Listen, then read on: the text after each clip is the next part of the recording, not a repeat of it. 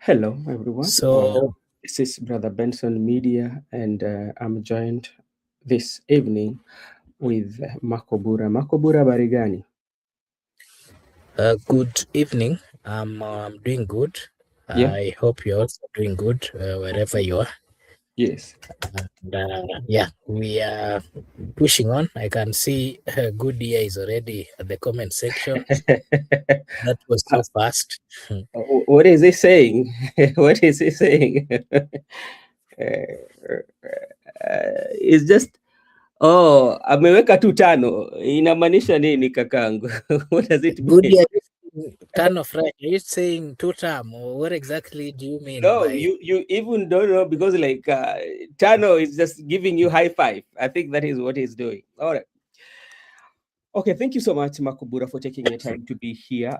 We are streaming live on Kikao na Sauti and also Brother Benson Media. There's something that is coming on Kikao na Sauti. Actually, we will be interviewing young models, especially who are trying to make it in the modeling industry. Soon, we will be bringing you those interviews and their interaction. I think it will be also okay. Also, let me take this opportunity to say hi to Goodyear. I hope you are doing fine. Uh, Makubura, there's a lot that is taking place. In all Kalau, as I know now, the vote counting has started, and I know by around 1 p.m. at night, we will know who the winner is. But there's so much that has taken place in all Kalau. We will talk about that and what does this one mean, especially going forward to the 2027. All that we saw, you cannot uh, ignore those incidences, ugly, whereby the hooded men armed on the camera. You know, we cannot ignore those. Now, let's look something here. This evening, actually, Edwin Sifuna was replaced by Eddie Okech as the minority leader. And if you listen to Okiya Omutata said that there are quite a number of members of parliament, especially who are allied to ODM, were summoned at the State House immediately. When they came with that verdict. There was a meeting that was called at around seven something, members of parliament. He was reading from the group chat. And this was sent out by Oledamo Lenkina. They asked about the agenda of the meeting, but it was not disclosed. So the following day, that is today, Edwin Sifuna was replaced by Eddie Okech. But this was something that we know it was coming, Makobura. Maybe just to give you a brief history of especially what has always happened, especially on parliament, especially when interest of politicians converge. During the time when the Right Honorable Prime Minister, the Honorable Prime Minister Raila Amolo Odinga had working arrangement with President Uhuru Muigai Kenyatta. That was in the Jubilee. The same thing that is happening to Sifuna actually happened. Remember Murkomen, Susan Kihika, Kindiki, who is now the deputy president, actually went through what Edwin Sifuna is going through. So it is not something that is new. We knew it was coming. It was just about, we did not know when, but it was something that was coming. And that one did not deter, especially Kindiki becoming the interior CS and later became the deputy president. Now we see Murkomen and all that. People like Adan Duale, in the parliament, that purge that came, remember, it also happened with Moses Wetangula. I think he was replaced by Malala, or if I'm not wrong, I can go and check. But I can remember Moses Wetangula was the minority leader in the parliament. And maybe what happened is that their political interest did not meet with that of Raila Amolo Odinga. Then what happened was they parted ways, and that's what has happened to Sifuna. Maybe before we discuss what is happening in Ol Kalau, what would you say about what has just happened in the Senate? okay? From the intel that I'm getting, Yeah, I can see actually this is a verified account for Ndindi Nyoro. I've yeah, seen him just post that congratulations, Sammy Douglas Kamau, on your decisive election as the MP of Olkalau. Congratulations to Senator Methu and Wanjiku Muhia for leading the team and candidate to victory. However, it is apparent to all Kenyans that the process was marred with unprecedented state sponsored violence that must be condemned as we head to the next year's general election. It is the sole responsibility of the government to protect citizens, and Mm, the pattern of lethargy and active condoning of violence was blatant. mhm, Our state institutions, especially the IEBC and all security organs, must strive to steer clear mm, of political alignments and serve all Kenyans fairly with dignity and decorum. mhm. Congrat- Congratulations to the great people of all KALOU. We wish Honorable Sami the best as he serves in the new capacity as a member of parliament. We are Africans and Africa is our business. That is the verified account of Ndindi Nyoro, who is, a member of parliament of Kiharu, one Yeah. of the best performing members of parliament that we have in Kenya. So it could be they have intells that this. Actually, even James, so just to cut you short, James Orengo has also, just let me read, then you can weigh your thought. DCP Sammy Douglas Waweru decisive win in Olkalau represent triumph for ordinary citizen. It is a clear signal that the ground has shifted and President Ruto should prepare for a single term for Mount Kenya. And this is, if it is true, Makobura, it is a very, very, very big blow to President William Ruto. Go ahead. I want to put it this way. Yeah. I can see Goodia is saying, is Ndindi Nyoro part of UDA? I wouldn't say he's part of UDA. Ndindi Nyoro is one of those members of parliament from Mount Kenya region who are still standing alone. They do not really want to associate so much with these political parties. But more of what we've seen is he has always tried to side with the people in the opposition. That is something that is well best known for himself. For himself, but I wanted to say that if it is true that the candidate of DCP has won this particular It is election, true. should it? Makobura, it is true because I'm seeing so many people are posting, but we are waiting for IBC. Yeah, that's what I mean. Yeah. Unless we get the verification from the IEBC, Mm. we will be able to fully talk with a lot of confidence on that.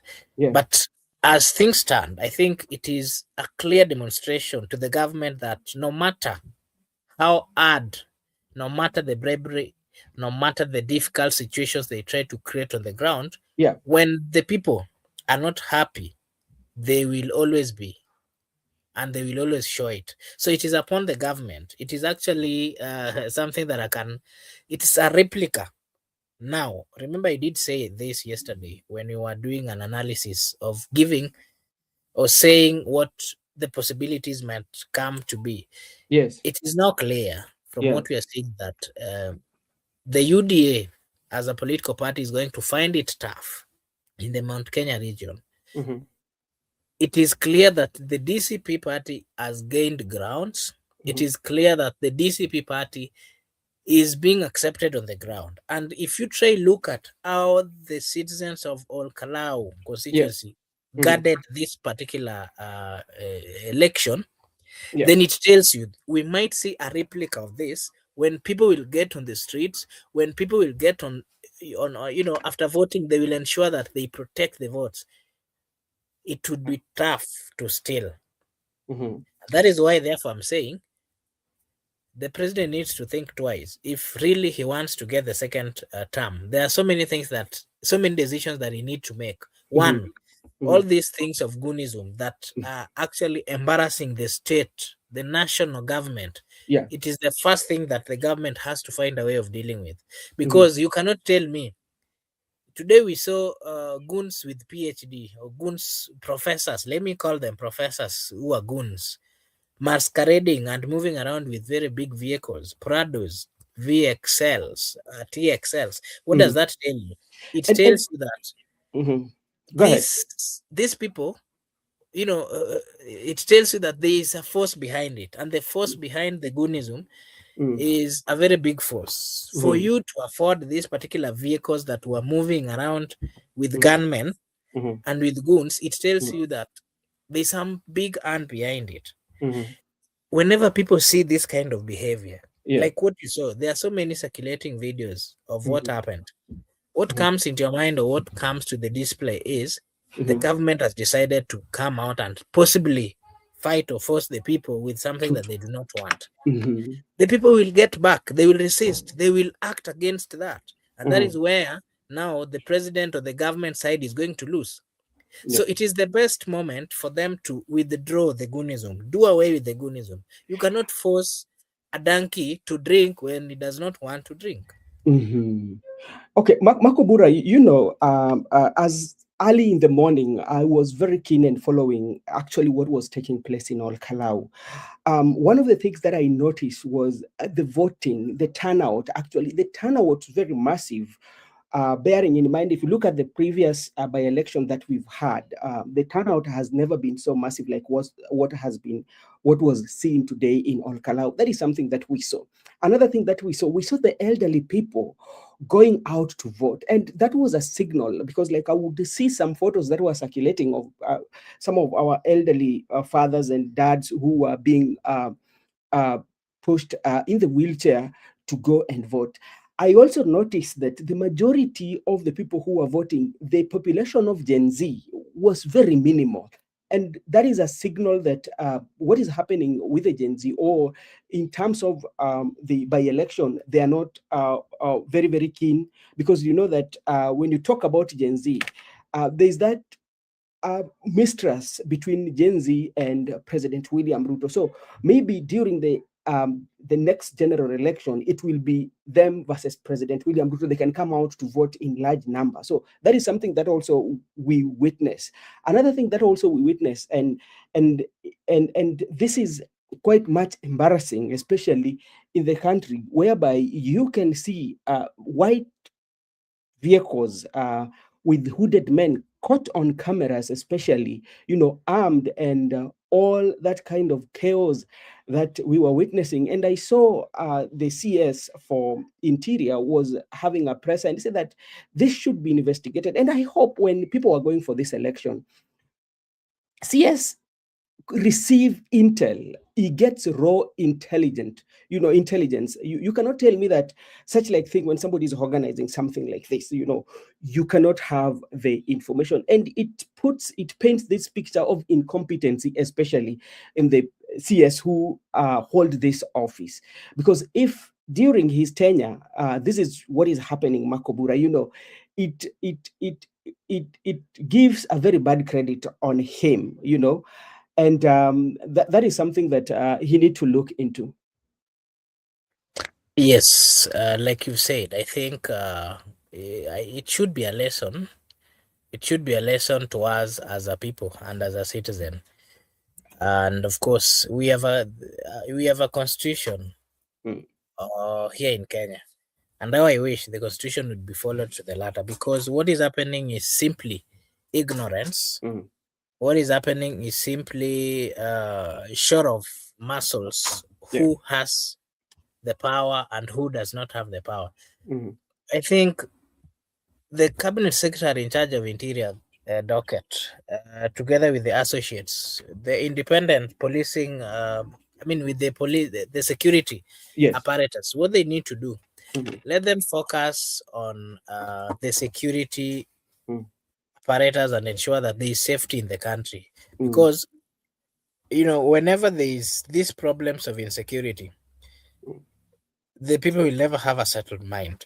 The people will always have a divergent kind of thinking. The people will always know that, especially from what we are seeing, all this insecurity are caused by probably the government, because we have a government, we have a police department, we have everything. You saw the other day when people are going for demonstration, they even have some funny machines that are even making noise that would make you leave the crowd. mhm. I don't know whether you saw those things that they are using. Why can Yeah. they use all those particular mechanism and all those apparatus they are having to Mhm, do away with the goons and all these people who are making it tough for others to live? mm, Yesterday, the day mhm, before yesterday, on was it on Tuesday? There was Thika Road was blocked. Mm-hmm. Reason being, there was a body that was found in a river that passes through Ruiru. Mm. Not so long ago, there was also another body that was found those sides of Juja. Yes. That was on Wednesday. The highway, Thika Super Highway, I mean Thika Super Highway was also closed. What does that tell you? Mm. If you watch news today, you will see that probably there are people who have been abducted, there are people who are missing. Probably you've seen, I don't know, and look at, for example, what has been happening in Kisumu. Kisumu, Mm. I've been seeing a lot of news almost every day. People are Yeah. dying left, right, and center. The Mm. reason why all those things are happening is because of the insecurity that Mm. we are having in the Republic of Kenya.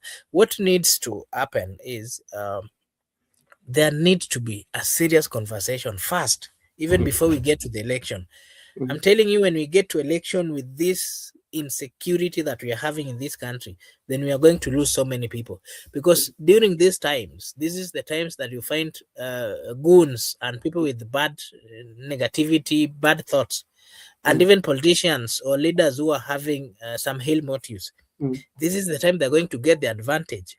They are going Mm. to get the advantage because of the insecurity that is in the country. Yeah. This is the time that even the political class themselves, they need to be very worried, Mm. because these politicians, with the negativity that we are seeing, some of them would be sending goons to True. go attack fellow Mm. fellow politicians. We Yeah. will be seeing a lot of death, so they need to first ensure that Mm. there is safety. Okay. When we have that safety Yeah. within the republic, then things Mm. can possibly work. But I know it is tough for them to do away with it, because they also know that they can only thrive and get an opportunity to exercise the bad things to do with rigging, in an environment that is confused, in an environment that is um, not easy to understand. All right, thank you. Makobura, as we are still talking about what we saw and based on how the results are coming, and I'm just going through the social media and I'm trying to confirm, it seems that the DCP candidate is winning because in some polling station, you find that DCP is getting almost like around 5,000 and the UDA candidate is getting 77. And there's something that now I'm now tending to believe that what has happened in KALOU has demystified some of the questions that we've been putting about talking about money. You can pump so many resources, especially, and give people everything. Because, like, if you look at the resources that actually the government themselves really, really, really put in this place, it was a lot of resources. We saw mattresses marked with the GK that were given to people. And if you listen to some of the local in the area, some of them were not taking those mattresses. I saw a video that a woman was saying, I cannot get those mattresses because there are people in the hospital who do not have mattresses, are sharing the bed. This should be taken there.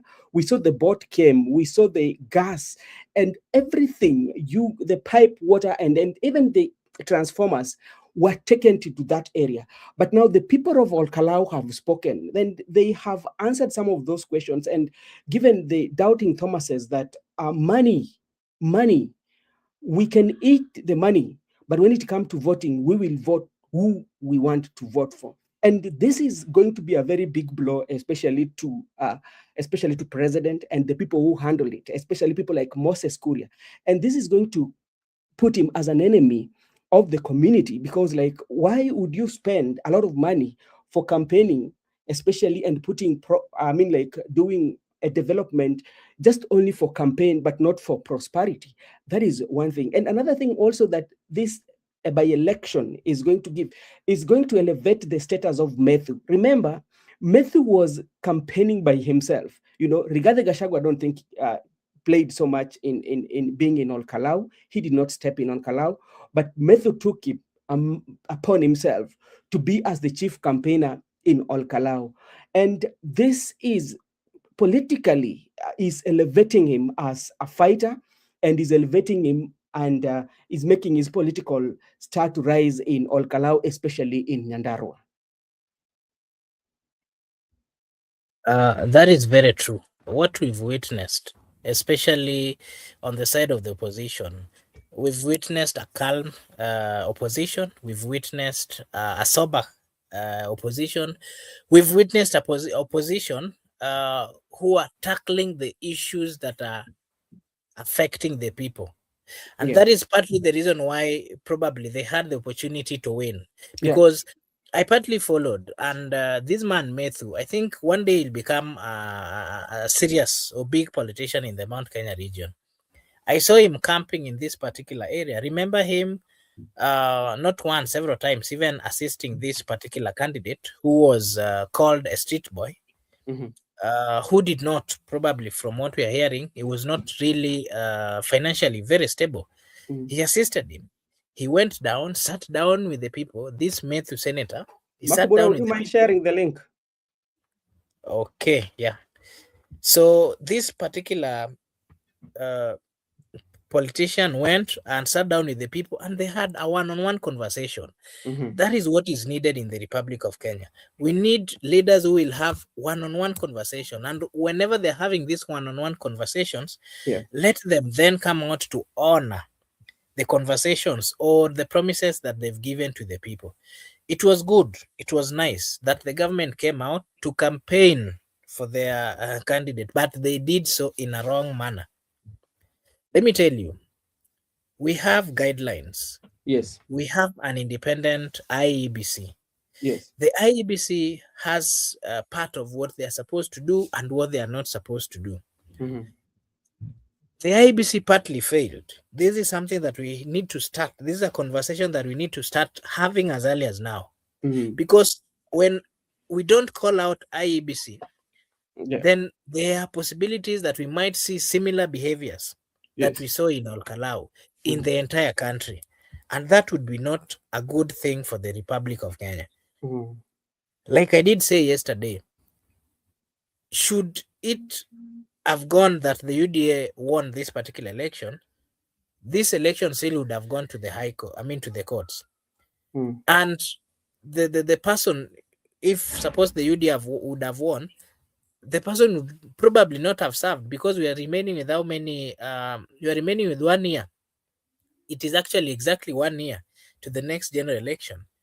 This was going to be a court case, and probably the people of KALOU would not have had the opportunity to have a leader who would then deliver or give them the services that they wanted. So the IBC has to come out strong. The ES, I mean, the what? Is it, how is it called? The this organization that deals with bad behaviors from the leaders, Mm. the one that is led by Dr. Reverend this this Oginde. Reverend, this Bishop Oginde, yes, they also need to come out and call bad leaders. They need to do their work, Mm. because the bad comments that we've been seeing from the political class, some of them, if probably we had a functioning government or institutions like in is it NCCA or what, Mm. they needed to have called out the bad things that we were seeing, the bad mouthy politicians who were making retroactive, I mean, comments which are not right. Mm-hmm. We've never seen them come out. The only thing we saw him coming out is coming to advise the IEBC. And the Mm. question we're asking is that even his role? The IEBC is independent. They have their role. Why can't they come out and ensure that things are aligned properly according to the constitution that we have in the Republic of Kenya? Mm. And Makubura, there's also something that also I noticed that we cannot go without mentioning. The guarding, especially the presence of people from KALOU, what they exercise today, especially by manning those gates and not to allow any strange vehicle to kind of like gain access to where the voting was being done. They've done a commendable job, despite the frustration and the chaos and the violence that they experienced. They stood firm, and this one is a very, very again big blow to Kithure Kindiki. Because remember, the position that is being held by Kithure Kindiki, as always, it is a position that was given even to Rigathi Gachagua because of the number of votes that they brought to President William Ruto. And this one has to take Ruto to the drawing board, and he has now to scan and do the mapping and know that now where am I going to get, especially the votes, and where am I going to reward? Because remember, when you go to Western, they've also been they also want to get the deputy president. Go to Mombasa, and it has been a marketing tool, especially amongst the people who want to support President William Ruto, and again, this one, as I said, a blow to Kindiki, because he has not kind of like come out, especially to fight for this. I remember before even the burial of the member of parliament who died, Kindiki had already started and warning that we will camp there. And Rigathi Gachagua came and said that in our community, when somebody dies before he's buried, you cannot talk about, we have to talk about it after the burial. And this is a very, very, very big blow to Kindiki. And if he wants to remain relevant, especially in the UDA, he has to retract his step, or he doesn't want to become a deputy president. That is what I can say. I think there's much. Allow Bwana Msimamo to also just give his views on the same before probably we move to the next. Bwana Msimamo, are you there? Karibu Bwana Msimamo, Yes, I'm here. Yeah, I can hear you, both of you. Yes. My greetings to Brother Benson and Mark, Gudia, Judith na wengine wengi wanatufuatilia. But I can hear you loud and clear.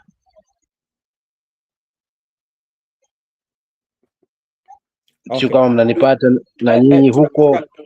Tunakupata vizuri. Labda swali la kwanza, swali ambalo sisi tuko nayo, kwa sababu tunajua kuna uchaguzi mdogo ambao kinaendelea bado, wanaendelea kuhesabu kura, lakini tunaona katika mtandao wa jamii wanasema kwamba yule kiongozi wa DCP ni mshindi kulingana na yale yanatokea. Labda wewe, ni jambo gani labda unaweza sema kuhusiana na jambo ya leo ambao tulikuwa tumeona wananchi wa KALOU walitoka asubuhi na mapema kwenda kupiga kura ama kuchagua kiongozi ambao wanampenda? Wewe uko na jambo gani? Unajua 60% ya waliojitokeza inaashiria mengi. Unajua watu wamefumuka mno, so kimkuthad inaonyesha ni 60% ya wenye wamejitokeza.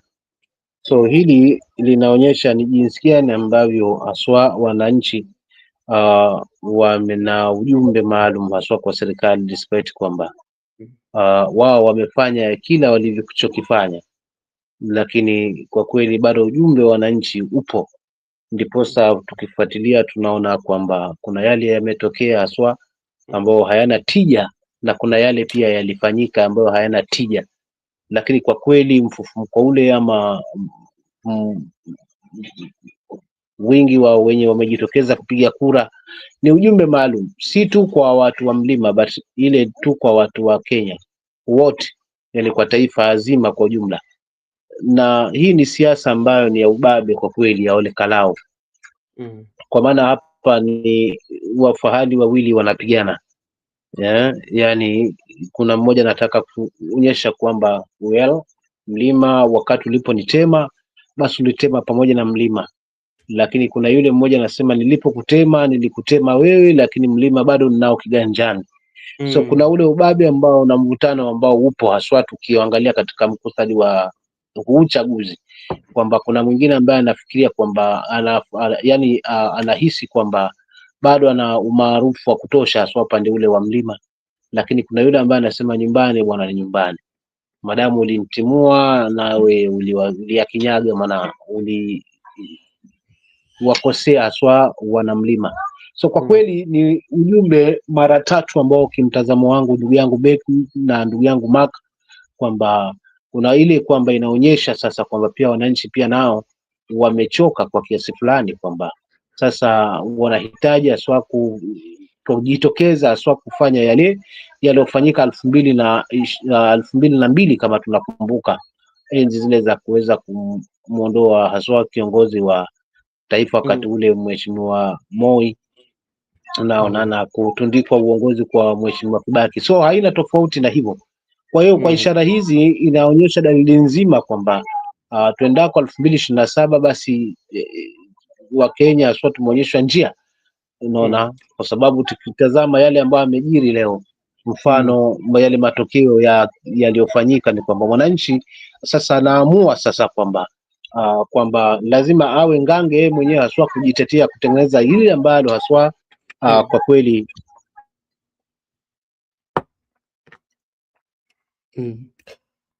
Okay, tumempoteza pale. Marco Bura, another thing that also I want to talk about is about the gap. Nipo labda pengine net kidogo tu, unaona. Okay, labda tumalizie kwa kiufupi kwamba inaashiria vile ambavyo aswa uchaguzi ule utakavyokuwa 2027, kwa sababu ukiangalia matokeo yale ambayo yamefanyika katika KALOU, kwa kweli katiba hapa, ndugu zangu, tusiongopeane ama tusidanganyane, katiba hapa ilipewa mgongo haswa, kwa sababu mitungi la gesi na matresi na mabilioni ya hela zilizotumika katika chaguzi ndogo hii Bwana Execon alikuwa na sababu haswa maalum kimtazamo wangu kuweza kustopisha uchaguzi huu, kwa sababu wanasiasa wamekiuka maadili haswa yale ambayo yanafungamana haswa na chaguzi. Then ukilinganisha na matokeo ya leo, maaskari wale zaidi ya 900, yani tuseme 1000, wanakaribia 1000 waliomwagwa kule, yani inaashiria nini? Lakini pia haswa matokeo mazima yale ambayo tumeyashuhudia kiguni ponye baina ya polisi na wananchi, yani kwa kweli inatamausha kwamba kama taifa tunaelekea wapi haswa katika ule uhakiki wa uchaguzi atuendako. So unakuta kwa wananchi wameweza kufanya yao, kuona kwamba wanapekesheni mpaka mabagi yale ambayo ni ya askari kuprove ni nini haswa. So katika hiyo hali ni kumaanisha kwamba mwananchi sasa hivi atabidi sasa aliangalia haswa kwa jicho la ndani zaidi. Kwa hivyo hela na haya mambo mengine hayana tija kwa mwananchi, kile akishasema amesema. So that's why unakuta kwamba kila ilivyo DCP hapa inaelekewa haswa kuweza kushinda haswa. Kimtazamo wangu mimi ni ufunguzi tu, niko kwenu ndugu zangu haswa. Okay, asante sana Marco Bura. As my friend has just concluded, we are talking about margin, and I'm just looking at it right now. Right, somebody has just updated in the last 15 minutes or 5 minutes. They've counted 86 polling station out of 144. Sammy Douglas is almost 20,000 and some hundreds. Then Samuel Mutina is at 3,500. That is a difference of around 17,000 to around 16,000. It tells you now the margin.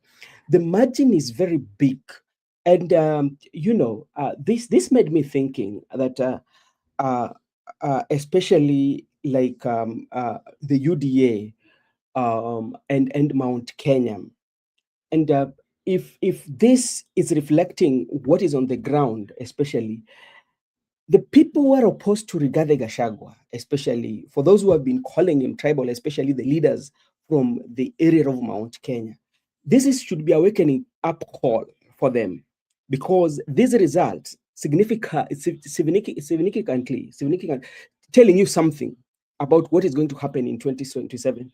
It tells you that the majority of members of parliament who might align themselves to President William Ruto, their chances of making it back to parliament might not be possible.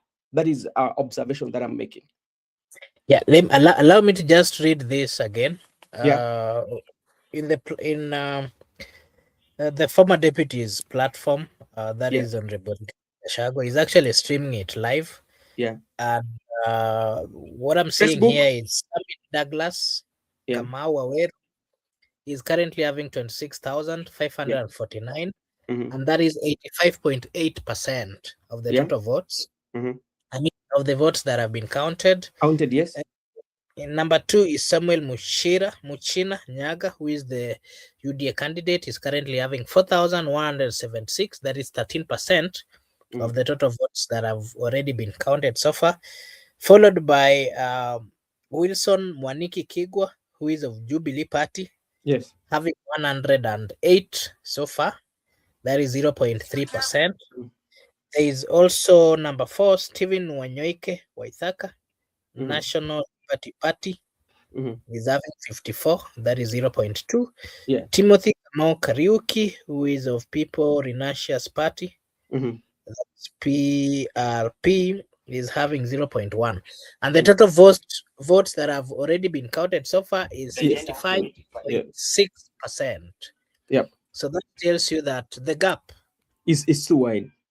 So wide that I don't think there's any miracle that can happen. Yes. Till probably number 2, that is the UDA candidate. There's no way he can get there.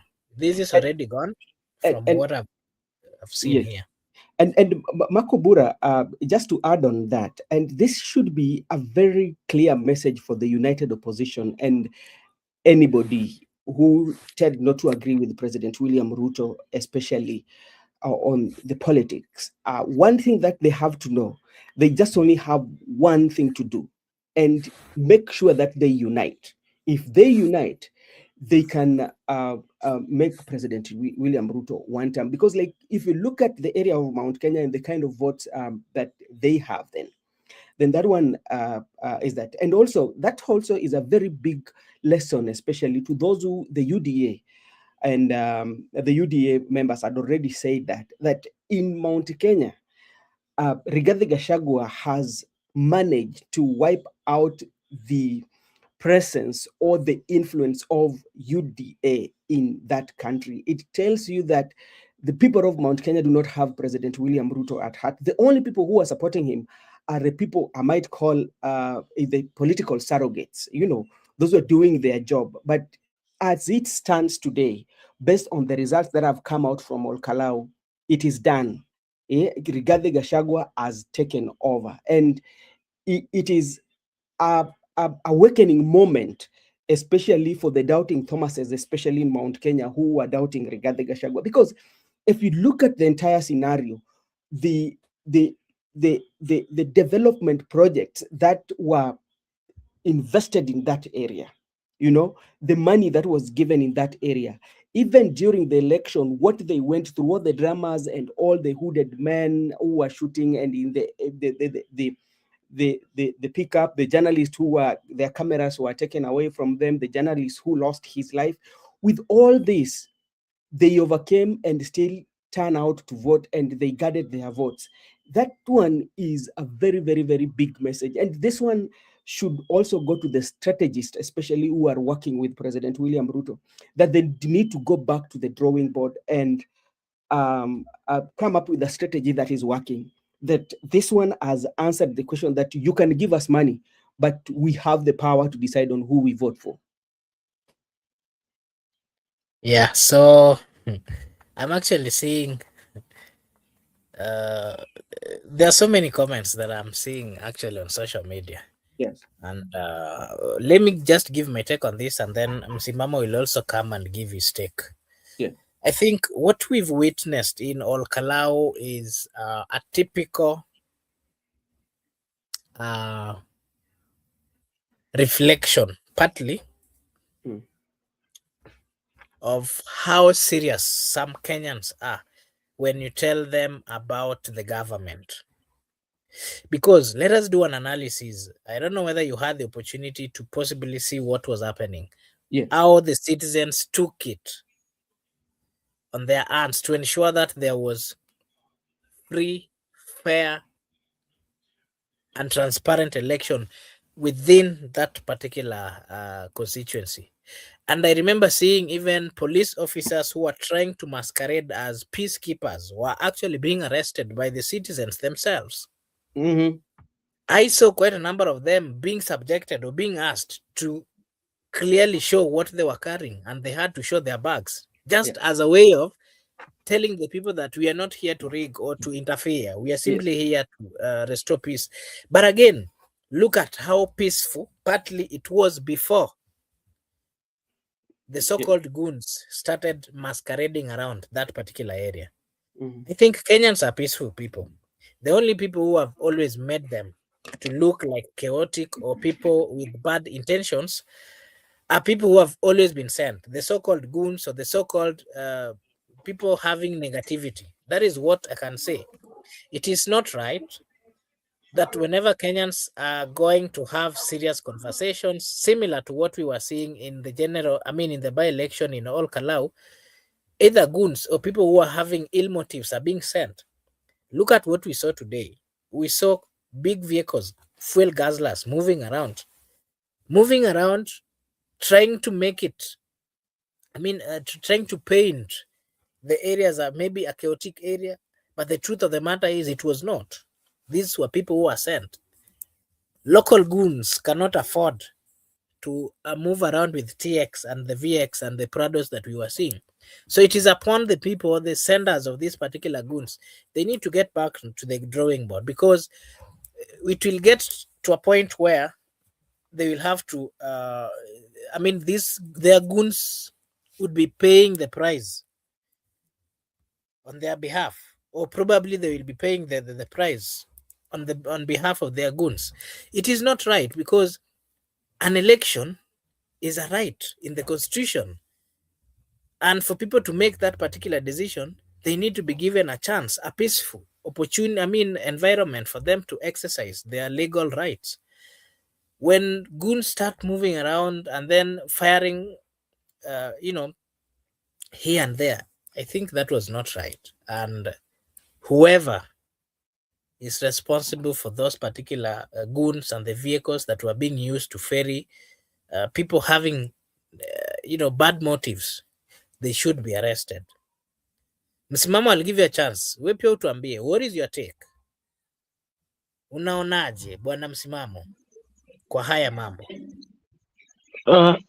Kaka, it's a welcome call, na I don't think whether watarudi wawe na strategy nyingine.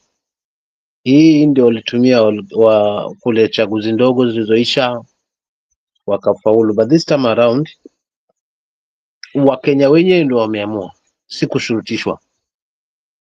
Ukiona mpaka wale askari ambao walikuwa wamevaa mask wanalazimishwa kuondoa hizo mask wajulikane, basi imefikia kweli hatua kwamba paka kwa kweli ukishambana kwenye rumu na awe hana kwa kutokea, basi wewe wenye mmemfungia kwenye rumu jiandae kwa kucha, meno na kadhalika.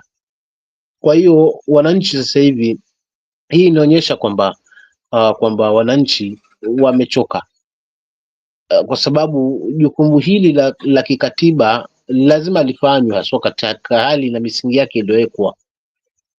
Hivi kuonekana kwamba uchaguzi ni vurugu ama ni fujo, ndio maana haswa kunakuwa na maaskari wengi kama vile Natamausha.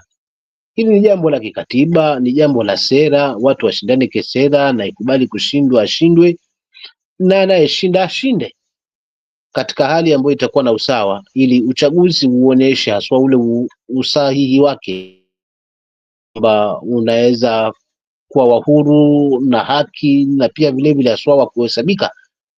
So kwa kweli hii inaonyesha pakubwa mazima, naungana na nyie wenzangu kwamba hii inaonyesha pakubwa kwamba United Opposition kama wataweza kushikana vizuri na kuamua haswa kwamba watasimamisha mgombezi mmoja na wakubaliane na katika hilo, basi ushindi ni wao, kwa sababu wananchi wana fungu lao.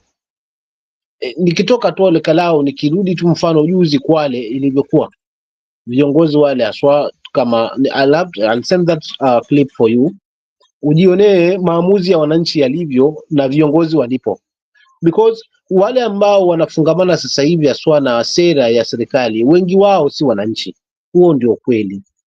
Wengi wao ni wale viongozi ambao wanayaona yale mazuri kutoka kwa serikali, lakini ukija katika uhalisia haswa ground, hata mtoto mdogo haswa anaelewa fika kwamba mambo ni magumu, kwa sababu wengi wao wamebaki manyumbani wakiwa wazazi wanang'ang'ana huku na huku kutafuta shilingi ama kukimbizana na hela ya school fees na kadhalika. Mambo yamekuwa ni magumu, biashara, pesa haizunguki kule kwamba inamwezesha mwananchi kuwa na fungu lake mfukoni.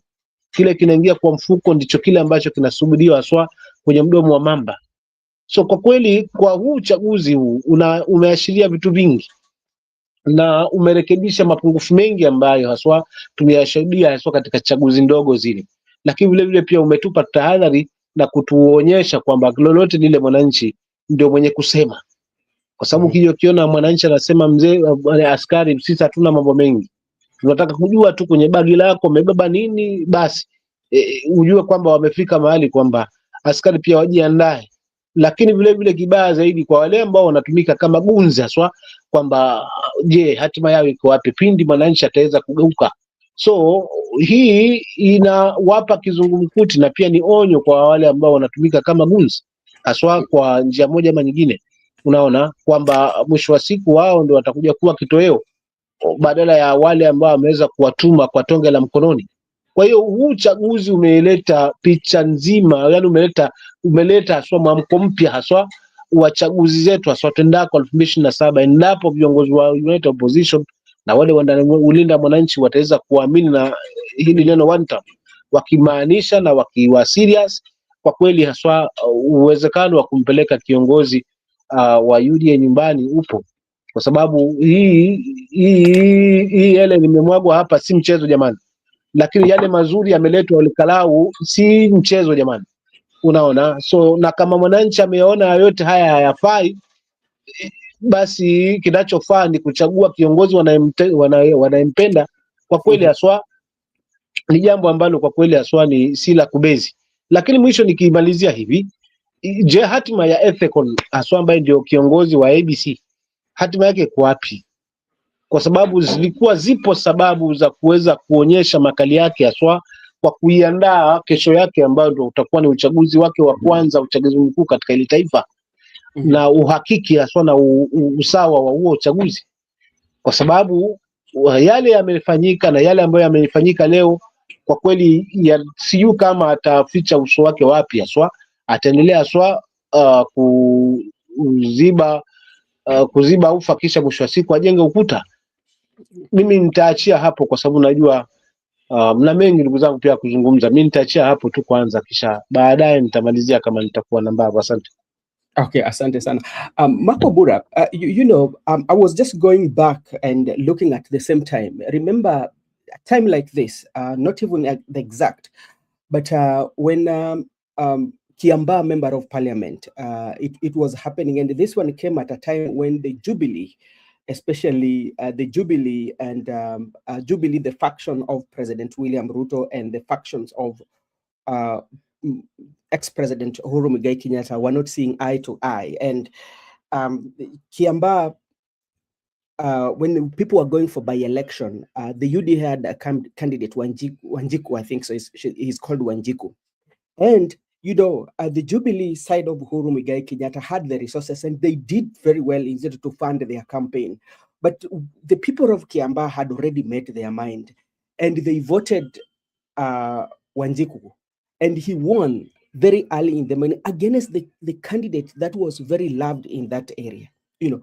And when the winning settled down, everybody concluded that especially this is going to be the test or indicator of Mount Kenya on the pattern on how they are going to vote. So when I look at that and I compare it to what has happened today, then I'm seeing that the indicators that Mount Kenya have decided to vote in a different way has been confirmed. That is one. Secondly, this one also has also increased the CV of Rigathi Gachagua and has answered the issue of, first of all, when you want to go on this negotiation, especially, you have to make sure that you have your region behind you. And when Rigathi Gachagua now will be going for negotiation with the United Opposition, actually, his stakes are high, you know, because like of what has really happened by him not campaigning, and his party, especially right now, is going to have a member of parliament. So when he will be going to the table, especially to negotiate with the other United Opposition, he will have a upper and they will have to listen to him. Again, on Rigathi Gachagua, there are so many leaders, especially who are not sharing the same political ideology with Rigathi Gachagua, who keeps on attacking him on social media to be tribal, and some even call him Gacheta and all that. This is something that they need now to start thinking about Rigathi Gachagua differently. Yeah, due to what has happened, it shows that Rigathi Gachagua going forward is having a say, especially on our national politics, and everyone, including President William Ruto, would want to have him on his side for him to succeed in the next general election.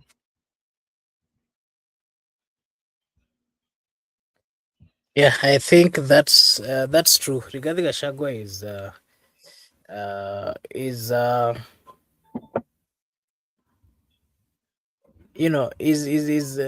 we've seen him several times. We've seen him coming out. We've seen him being dismissed. We've seen him giving his views. We've seen a lot. We've seen him being, of course, accused of certain terms. But well, from what I know and what I understand, I think Kenyan the politics of the Republic of Kenya, it is still, I would say it's a tribal politics, because if I give you example of the leaders that we have, probably those who have ever contested or those who have ever come to the limelight in the national politics, they've always gotten the backup from their local, or the local supporters or the local tribe. Let me put it so.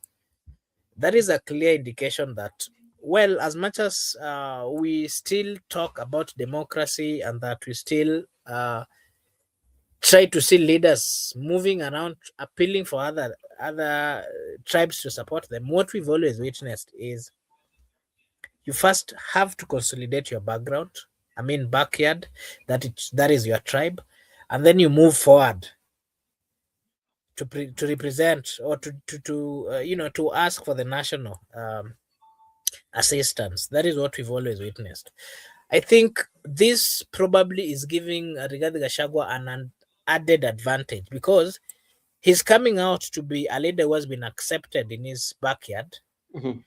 And that, like you've said, is going to give him a higher bargaining power. That is a key thing that we really need to note. But again, the other question that people would then ask is, there was also another by-election in Bere North, right? Yes. And from the intel I'm getting, the one in Bere North has been won by UDA, or Yes. as things are going, it has been Mm-hmm. won by UDA. Mm-hmm. The other question that is then coming is, remember, the current deputy president, Professor Kithure Kindiki, is coming from those sides. Yes. So we are seeing a division between the mountain, where a section of mountain, there is the mountain, there's the eastern part. Is it the eastern part, and then the western part? Yeah. So the side of Mbere, from what we have been witnessing, Mbere, that is Tharaka and Mbere, Mm-hmm. Tharaka and Tharaka Nithi, Mm-hmm. we are seeing, because remember last time there was also a by-election in the constituency where Ruku was, Yeah. and his candidate, the candidate of UDA won. Yes. We are seeing a very funny pattern here, where the 2 or the 3 counties, that is Tharaka Nithi, probably Meru, they are getting associated with the current deputy president. Yes. While if you come to this other side of the mountain, they are thinking differently. Majority of them are behind Rigathi Gachagua. That is something that we are also witnessing in this stake. This thing. And that one can be contributed because, based on where Kindiki is coming from. And that is now what is going to be very difficult, especially for president, to balance off, especially when they will be negotiating with ODM. Because remember, ODM has insisted that if the UDA gets get the presidency, they need to get the deputy, because they feel they have the numbers, And if you look at ODM right now, is the support of ODM is shrinking. And how does it shrink? There are areas where ODM had a control over that they are losing. For instance, we are talking about Kisii. Now we are in Nyanza. You'll find that the majority of population or the voters from Kisii are now not supporting ODM. It means that they've lost, ODM has lost that big number. Come to areas like where ODM used to get a lot of vote in semi-arid areas. Remember, those areas, they are losing those popularity. We saw the other day in Kwale what happened in Kwale, and where members, they walked out on that meeting, and they said they will go to Lunga and all the sub-counties and there and chat a way forward. So it tells you that ODM, as things go by, or as the days go by, ODM is going to be very, very, very much popular in Luo Nation. It's going to lose that outlook, national outlook that ODM had. And that one also, now that one brings in the UDA. It means that there are some areas, especially in ODM strong zone, that UDA will gain or will get members of parliament and the united opposition. So they will square it in that. This is going to be very, very, very, very tough, especially for those who are strategists, especially who will be working for the UDA and ODM. But as things stands, in the next even 3 months, ODM, I think their control basis is going to be in Luo Nyanza. Even in Luo Nyanza, I don't think like they might win majority of seats. And in the history that is coming in the next general election, this is the history where history is going to be made in terms of politics concerning the ODM. They are 20 years in the political field, or as the strongest political party. This is the election that ODM is not going to have a presidential candidate, and this is the election that ODM are going to get the fewer members of parliament ever since it was started. So that is my take. Maybe Msimamo, if we have something.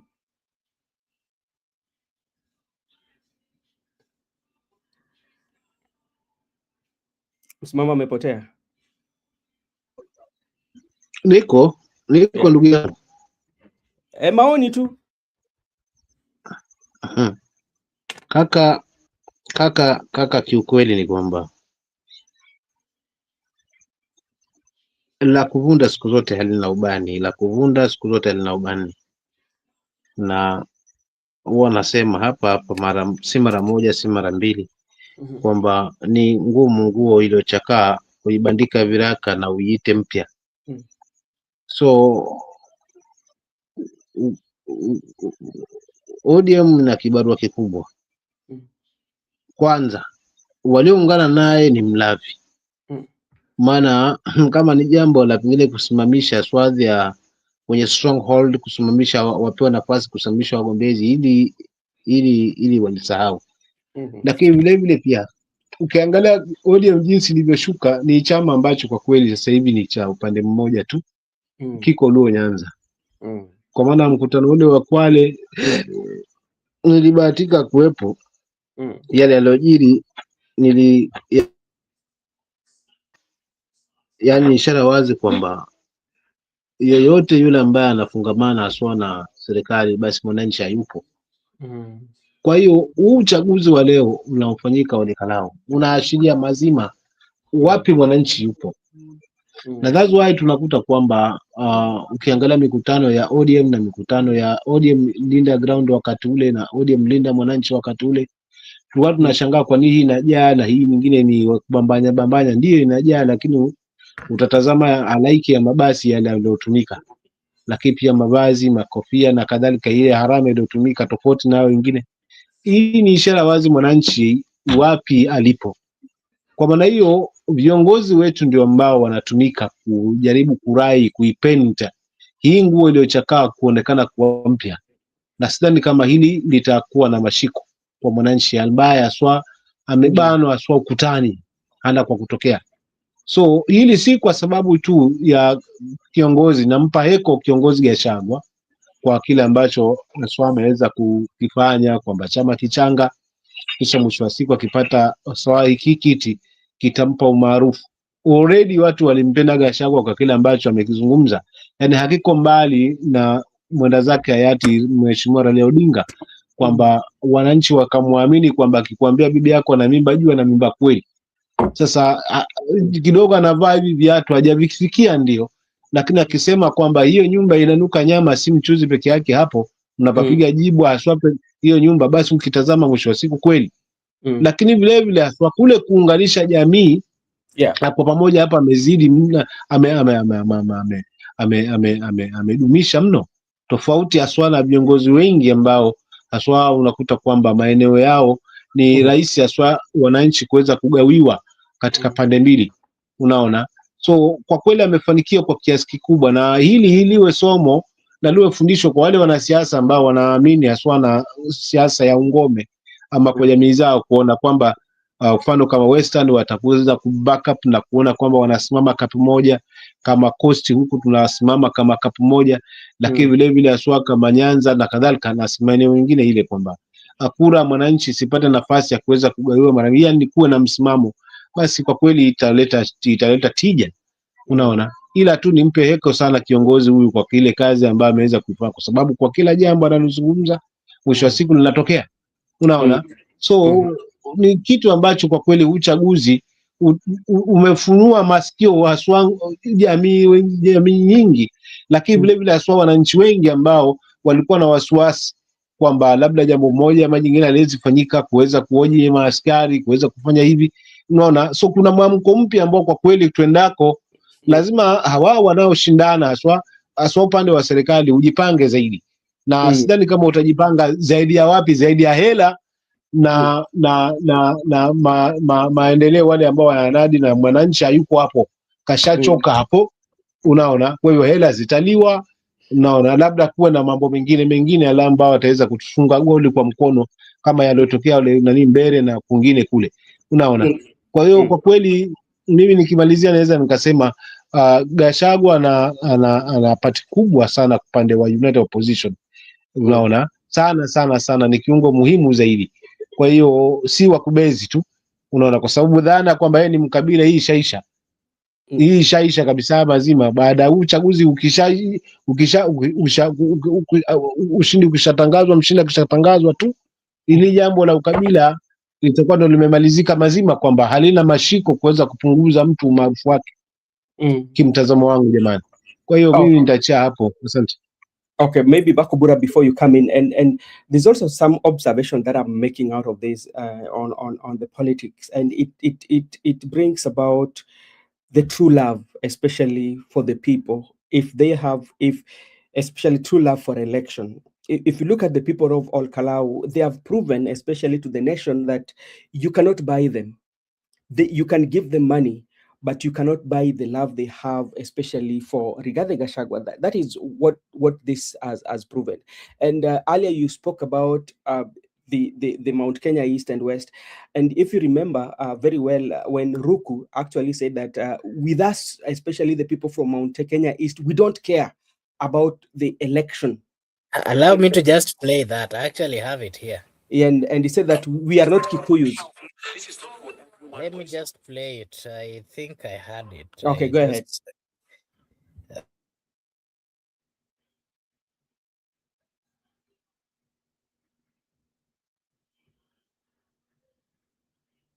Did you get it?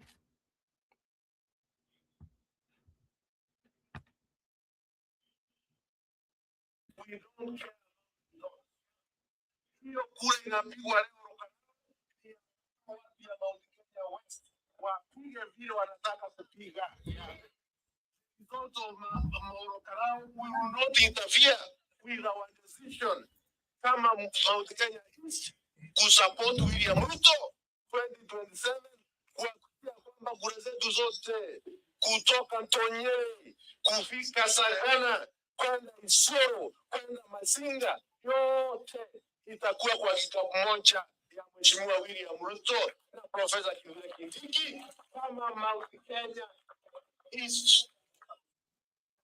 Yes, that is CS Ruko, and Yeah, and those are his comments. those are his comments. And even Alice Wahome came back and criticized her for those. And this was a very good indicator that maybe they have sensed that it is not working. And this a big issue that now even will even cost the UDA party. Because remember, what is going to happen after this? Because if all the resources that were brought in those areas, especially think about the water pipes that were being constructed, think about the boats that were brought for fishing. Think about the transformers and all that, the rural electrification that happened.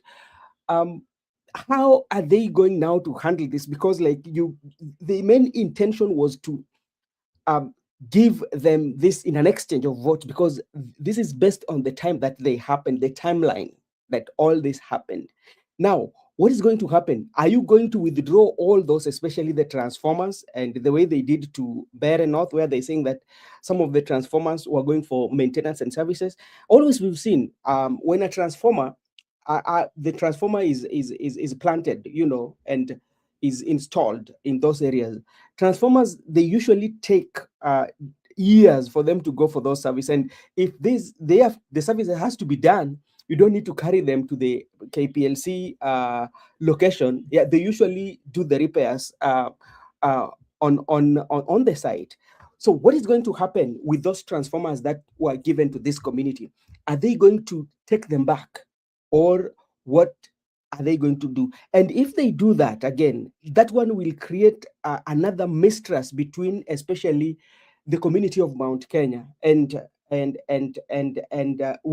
the UDA and the president. And they will say that you only give us development if we have a by-election. And remember, during this by-election, based on what the people saw, especially what was happening on KALOU, majority of the people, especially the voters, went on the internet. Some of them were wishing that their current members of parliament should die so that they can experience such development. So that is now what we are dealing with. The damage. How are you? The damage that has happened, to an extent whereby if that damage, if they withdraw, especially some of the physical and investment that they've put in place, then that is going to be damage control that they cannot fix, especially in that region. Yes, that is true. And it should be a good lesson for the government also, that the work that they do matters to the people.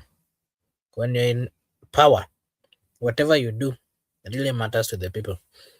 Do it as you had promised. Do not come at the last minute.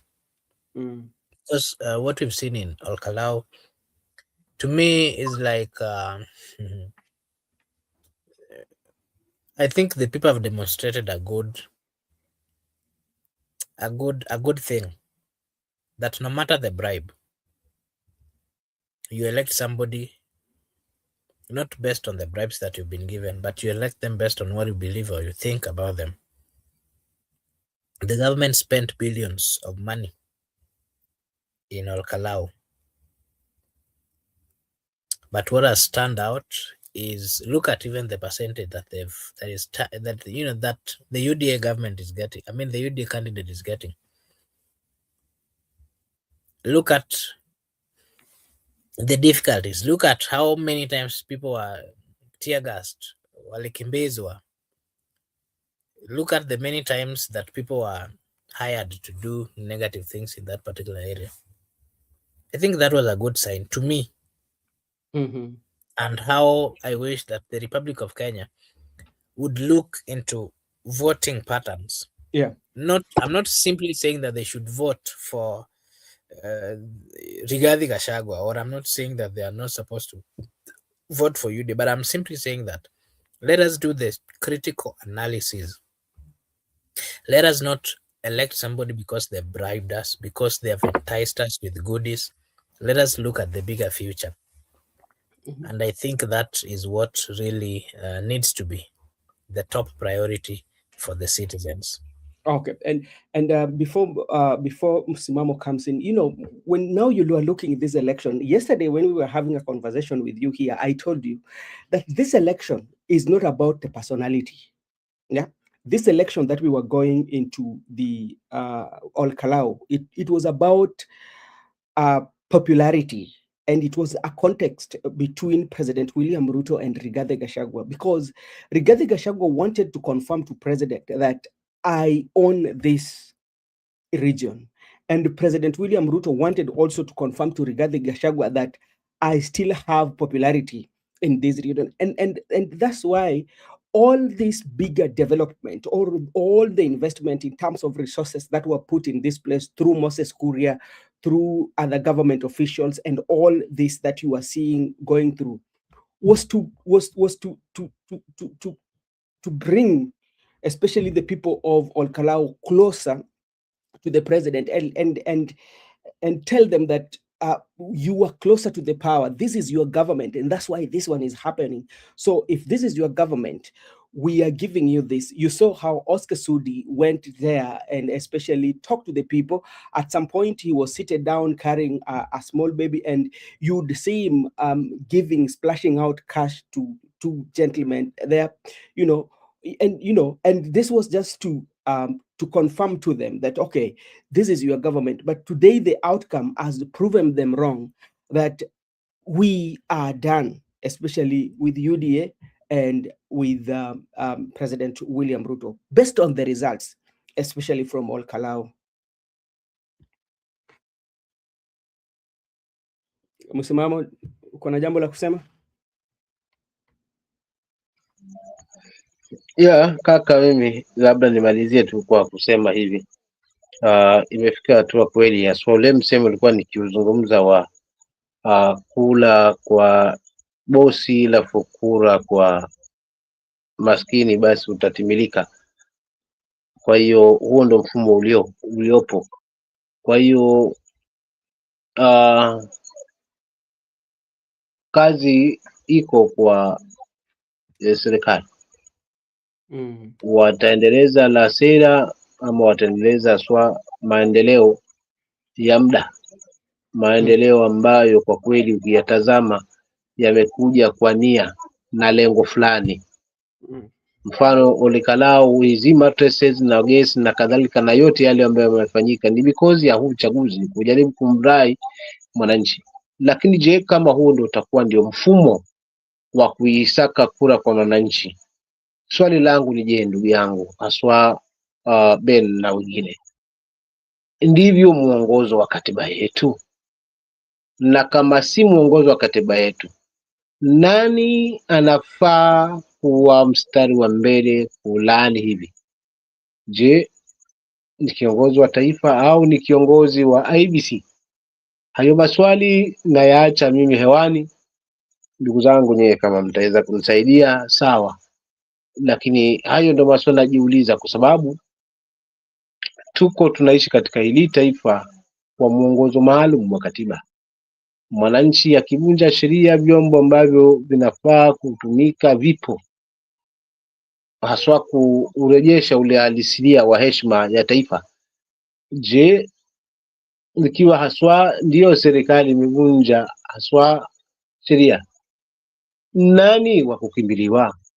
Hayo maswali pia, hilo swali pia naliongeza hapo, kwa sababu huu uchaguzi umedhihirisha vitu vingi ambavyo haswa vilikuwa vinafanyika haswa kinyume na katiba yetu. Tume ikiwa inashangilia na kufagilia hili, wala halijizungumzii hili kabisa.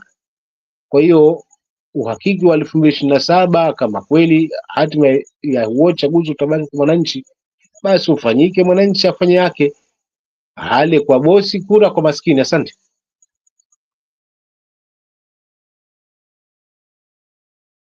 Maybe another observation that also might have contributed, especially for the people of Ol Kalou to vote DCP. And it could be as a result of what they saw happening in Mbere. Remember, when the campaigns were going on, especially in Ol Kalou, the people of Mbere, especially Mbere North, their transformers, I tell you, their transformers were taken away and later the KPLC came and clarified that, oh, these transformers are going for maintenance, and they had to raise this complaint, and they have to raise their voices, and in some locations some transformers were brought back.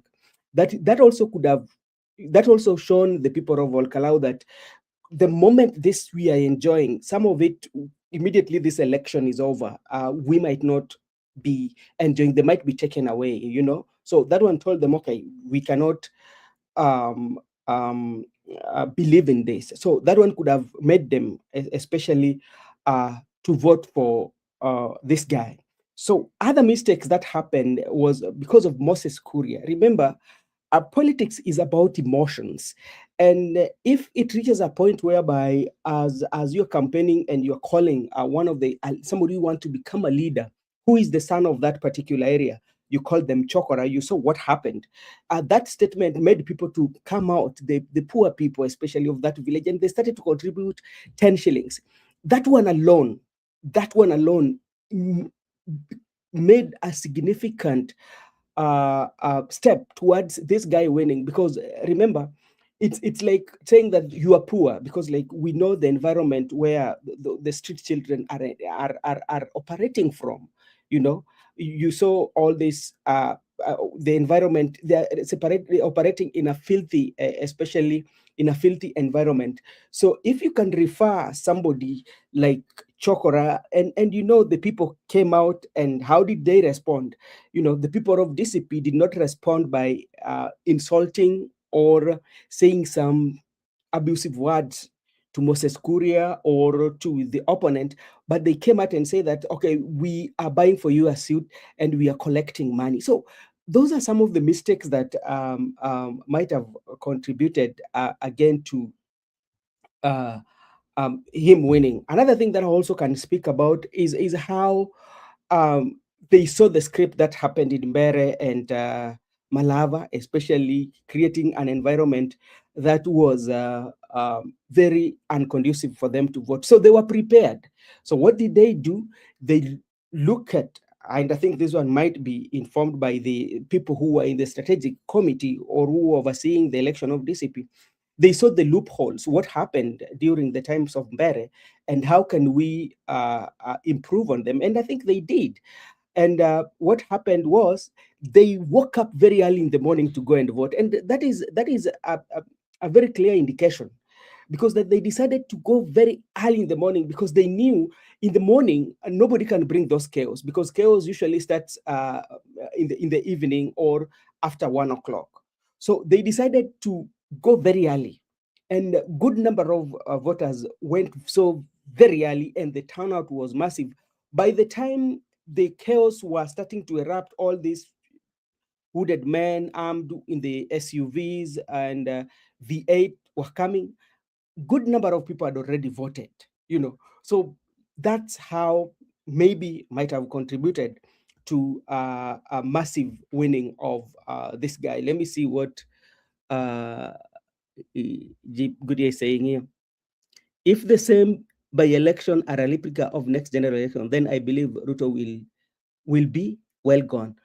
True, and I agree with you on that, because if we can use that analysis, remember when the UDA candidate won in Mbere North, and people said that this is a replica of 2027. So because this is the reason, then we can say that, especially to be very precise, in Mount Kenya, especially, it means he will not get a good number of votes. Yeah, and it is also very, very, very convincing, because remember, when Wanjiku of Kiamba and was running with the UDA ticket, and there was Jubilee, and Jubilee was at the party of Uhuru Muigai Kenyatta, and Uhuru Kenyatta was the son, and he was defeated. Then after election, Uhuru tried to persuade people to vote for Raila, and they'd already made their decision, that we are not voting for where you are. You told us yako kumi, Ruto pia yake kumi.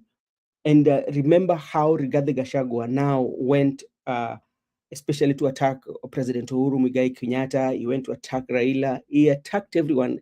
And he was very lethal in his attack, political attack, especially on the personality of Uhuru Kenyatta and the late Raila Amolo Odinga. And people heed to his call. And during the voting, actually, it was massive.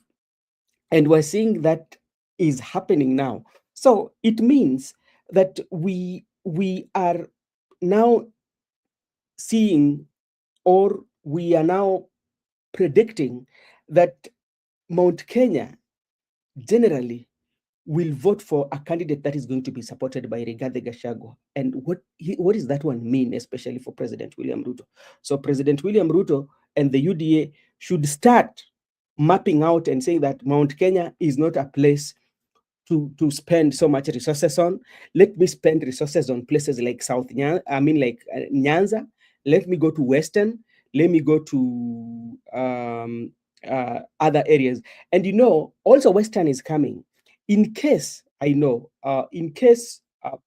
might be in the running mate position or will be the president if elected, if the United Opposition decide to go that way, then that one also will complicate, especially the Western Kenya numbers. And that one will leave Ruto with no choice but to be defeated, especially.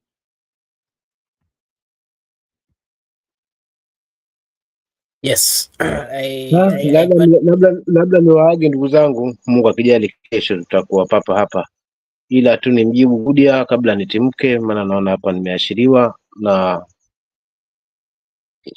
ndugu yangu ameniuliza swali zuri hapa, ameniambia msimamo, tuambie haya ya Karua.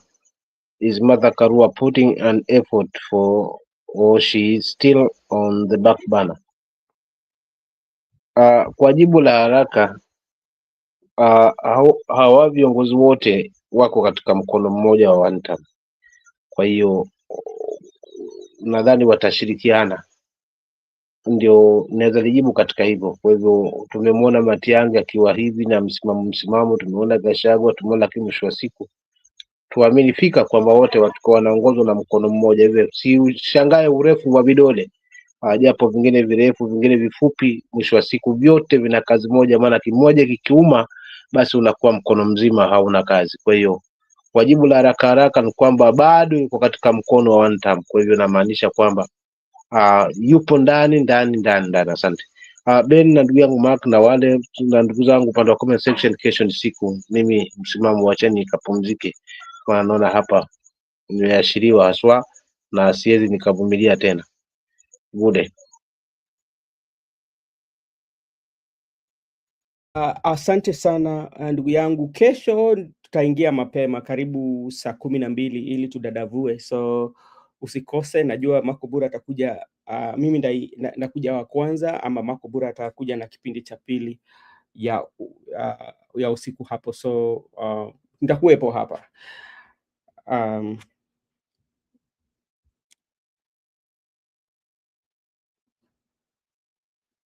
Okay, Makobura. Okay. Yeah. So I agree with part of what you said, and it is true that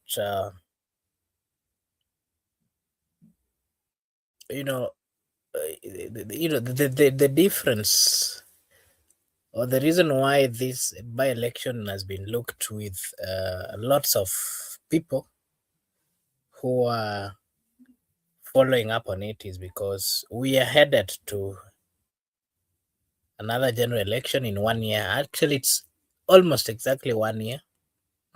And the election that we are headed, it's an election which is very unique and very special to the president, because he's trying to regain, or he's trying to find his second opportunity or two term after completing the first term. So he has to do a lot. He has to come out with all the everything that he has to ensure that he gets the second term. On the other side, we have the opposition who are also saying that he is not supposed to get the second term. It should be a one term that someone else should pick up.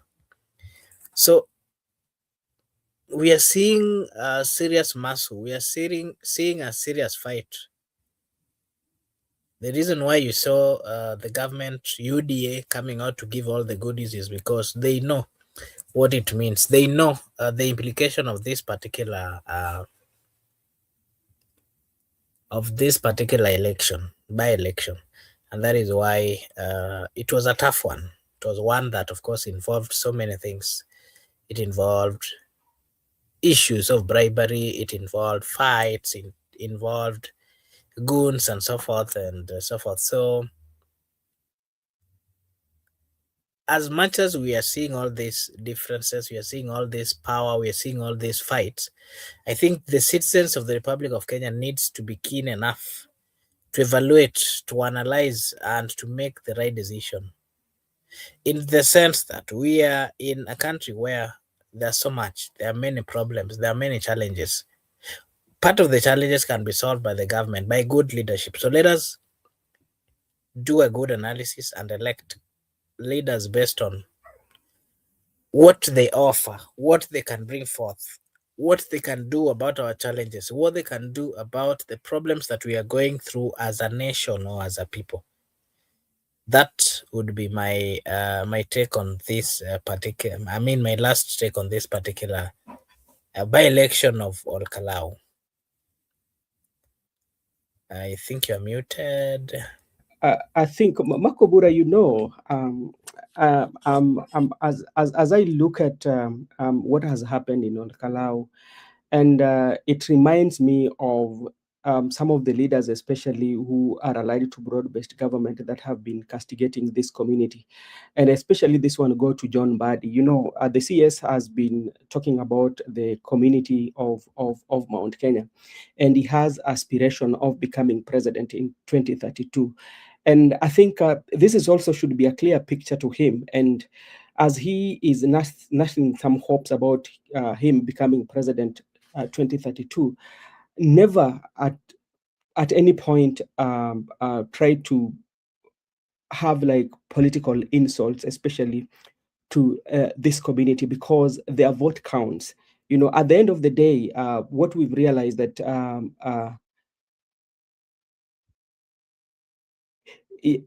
yes. Okay, I'm coming to answer that after finishing this about Mbadi. So this is a lesson to him, and know that every vote counts. So while having ambition, or if you're harboring ambition of becoming Kenyan president, you also have to have this vision whereby you try to bring all the tribes, be friendly to all the tribes, and that one will give you a upper hand, especially during the voting. And that is my take. And yes, I've said that because because like what the reason why I was yes, he has been spending he has been spending, but not as much. If you compare what has happened, especially during the by-election, and what has always been given in those areas when they're doing election. We've not seen gas and all that's taking place. And if you really look at revenue allocation on even what he does when he had his Mount Kenya tour, so because it's all about votes, because they've raised the stake high. They've raised the stake high that for me to vote for you, you have to do development in my area. So what he needs to do now, instead of spending all the money, especially in Mount Kenya, he should now concentrate on the regions that are friendly to him, especially not in terms of Kenyan resources, in terms of money that is used for campaign. In terms of looking for votes, Yes. because okay, I think what I can say is that generally in terms of votes, what we are seeing, we are seeing a divided Mount Kenya. Like if you saw the comments of CS Ruku, CS Ruku was saying that the Mount Kenya East, is it the Mount Kenya East? Yeah. they don't care what the Mount Kenya West are doing. Mm-hmm. And he's saying them as the Mount Kenya East, they have decided that they will follow and they will vote for William Samoei Ruto as the president. Mm. In short, CS Ruku is saying that the president should not expect much on the Mount Kenya West in terms of votes. Yes, that was he meant. And that is the other thing. You saw what the cabinet secretary of the secretary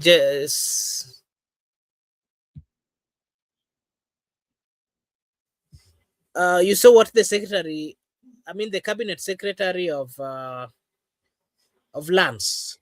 Yeah, Alice Wahome. Yes, I don't know whether you saw. Unmute. I'm saying that if you saw what Alice Wahome did in reverting or giving his comments on this particular statement that was made by Ruku, Mm-hmm. I think it is clear that as much as Ruku is trying to say that the Mount Kenya West are not partly going to support the president, Wahome, as the cabinet secretary coming from the Mount Kenya West, is saying that it is not true that the president will not get the support of the Mount Kenya West. Is simply trying to remind Honorable Ruku, who is the cabinet secretary coming from the eastern side, that no, do not lie to the president, who is their leader. Let the leader of UDA, who is the current president, still give more. Still do more in terms of looking for votes in the Mount Kenya West.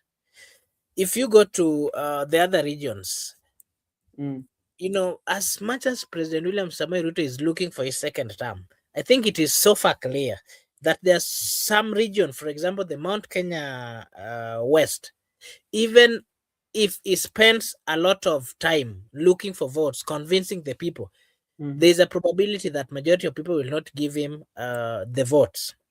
Him as the president, him as a politician, you know what politicians really care more about is votes. They don't care about even the needs of the people.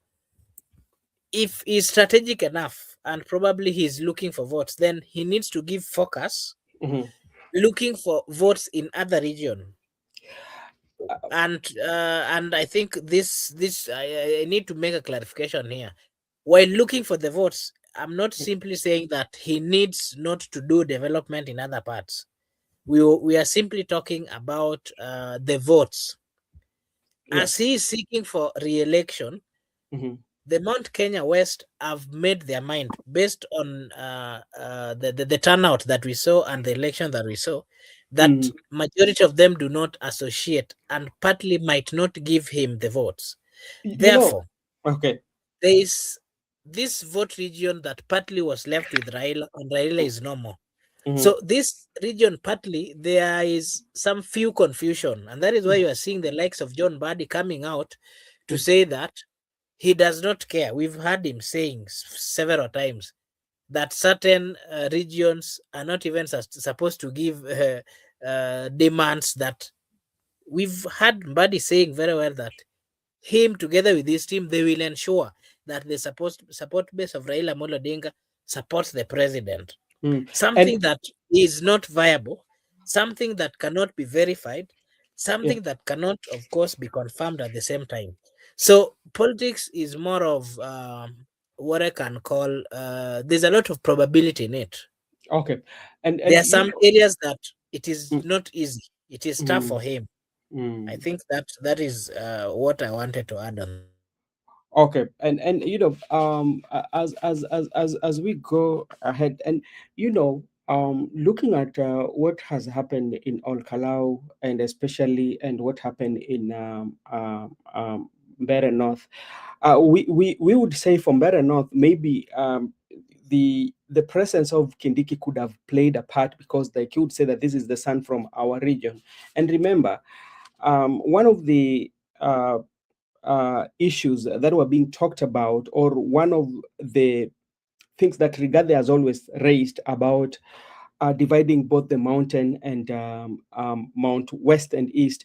And this one started long before, And that's why Kindiki was given that position. But you look at Kindiki, ever since Kindiki was given the deputy president position, it it has not been very catchy and very influential. It has been a low key, a low key moment for him, and he doesn't get that high rating, as the son of the mountain, because the reason why Kindiki was given that seat after the impeachment of Rigathi Gachagua, one, it was because Rigathi Gachagua was coming from Mount Kenya.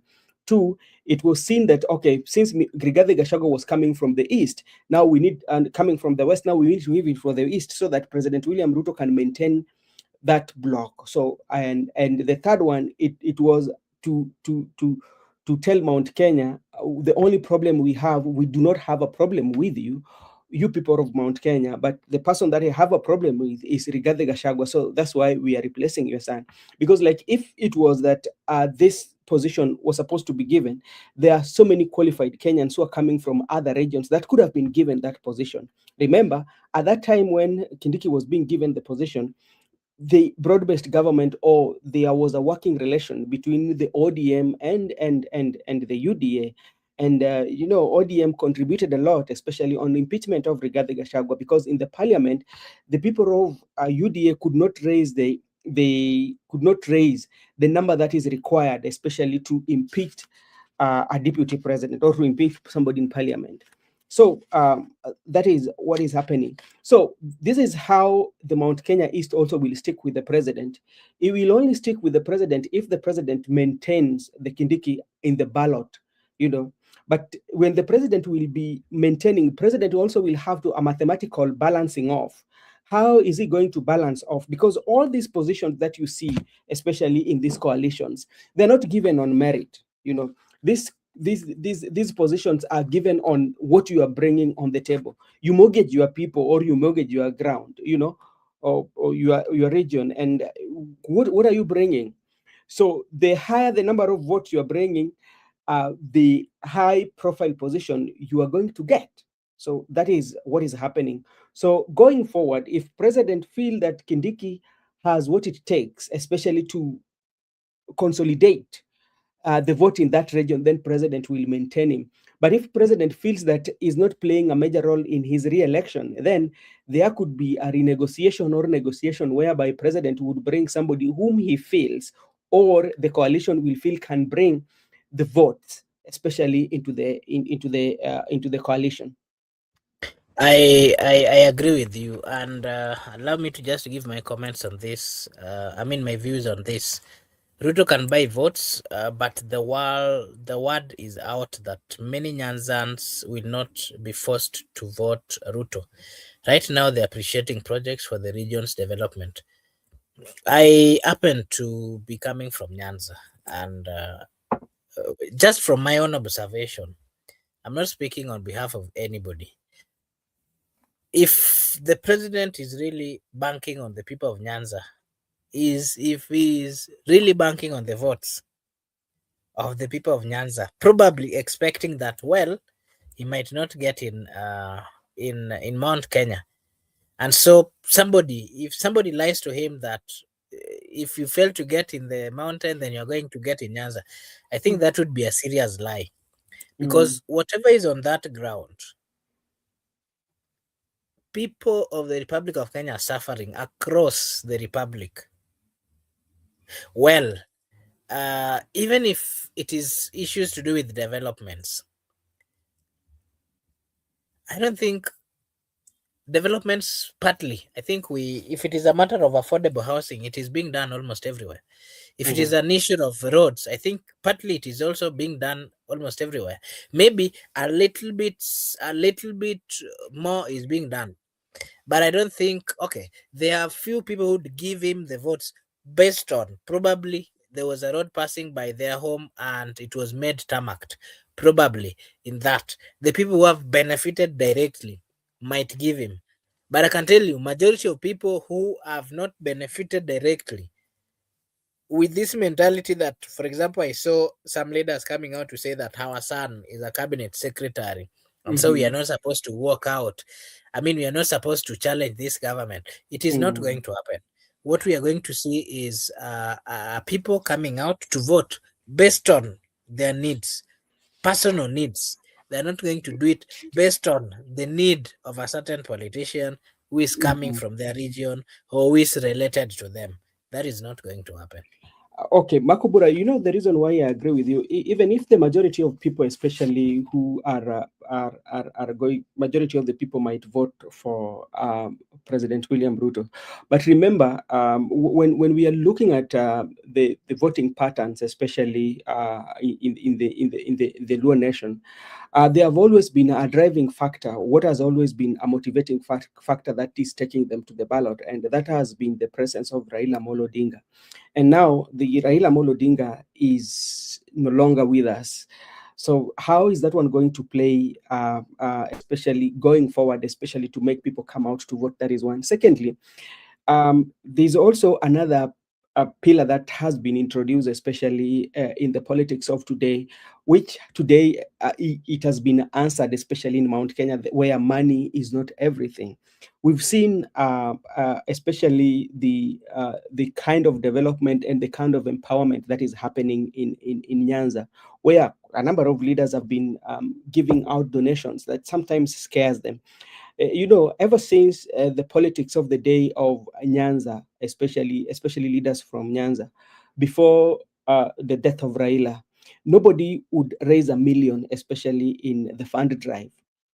Their rate were between 2,000, maybe 200 or 100, because I saw when Mama Ida was building the library in, is it Ogandi or which school? We saw there was a WhatsApp contribution, WhatsApp communication that was shared in the public, and we saw how members of the party contributed between 100 and all that.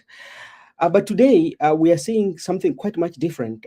We are seeing people like Junet Mohammed, who is a representative in Migori Suna East, can give millions. We've seen Oburu Odinga giving up to around 2 million. You know, we've seen Gladys Wanga around 1 million. We've seen quite a number of those leaders giving very huge, handsomely, which is not as we used to see them during the era of Raila. So that one also, by that, can also try to motivate people to go to vote.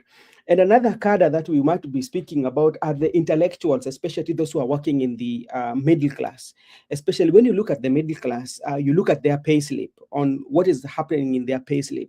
You know, they might vote differently, because what might happen is that if the opposition have a very good strategy for information on how they rail their information, talk about their pay slip, that when you give us an opportunity, what we are going to do, we are going to make sure that we relieve the burden on the pay slip. We are going to take out the house levy. We are going to modernize the health sector, especially what you are being deducted. You know, there's so many things that they can talk about.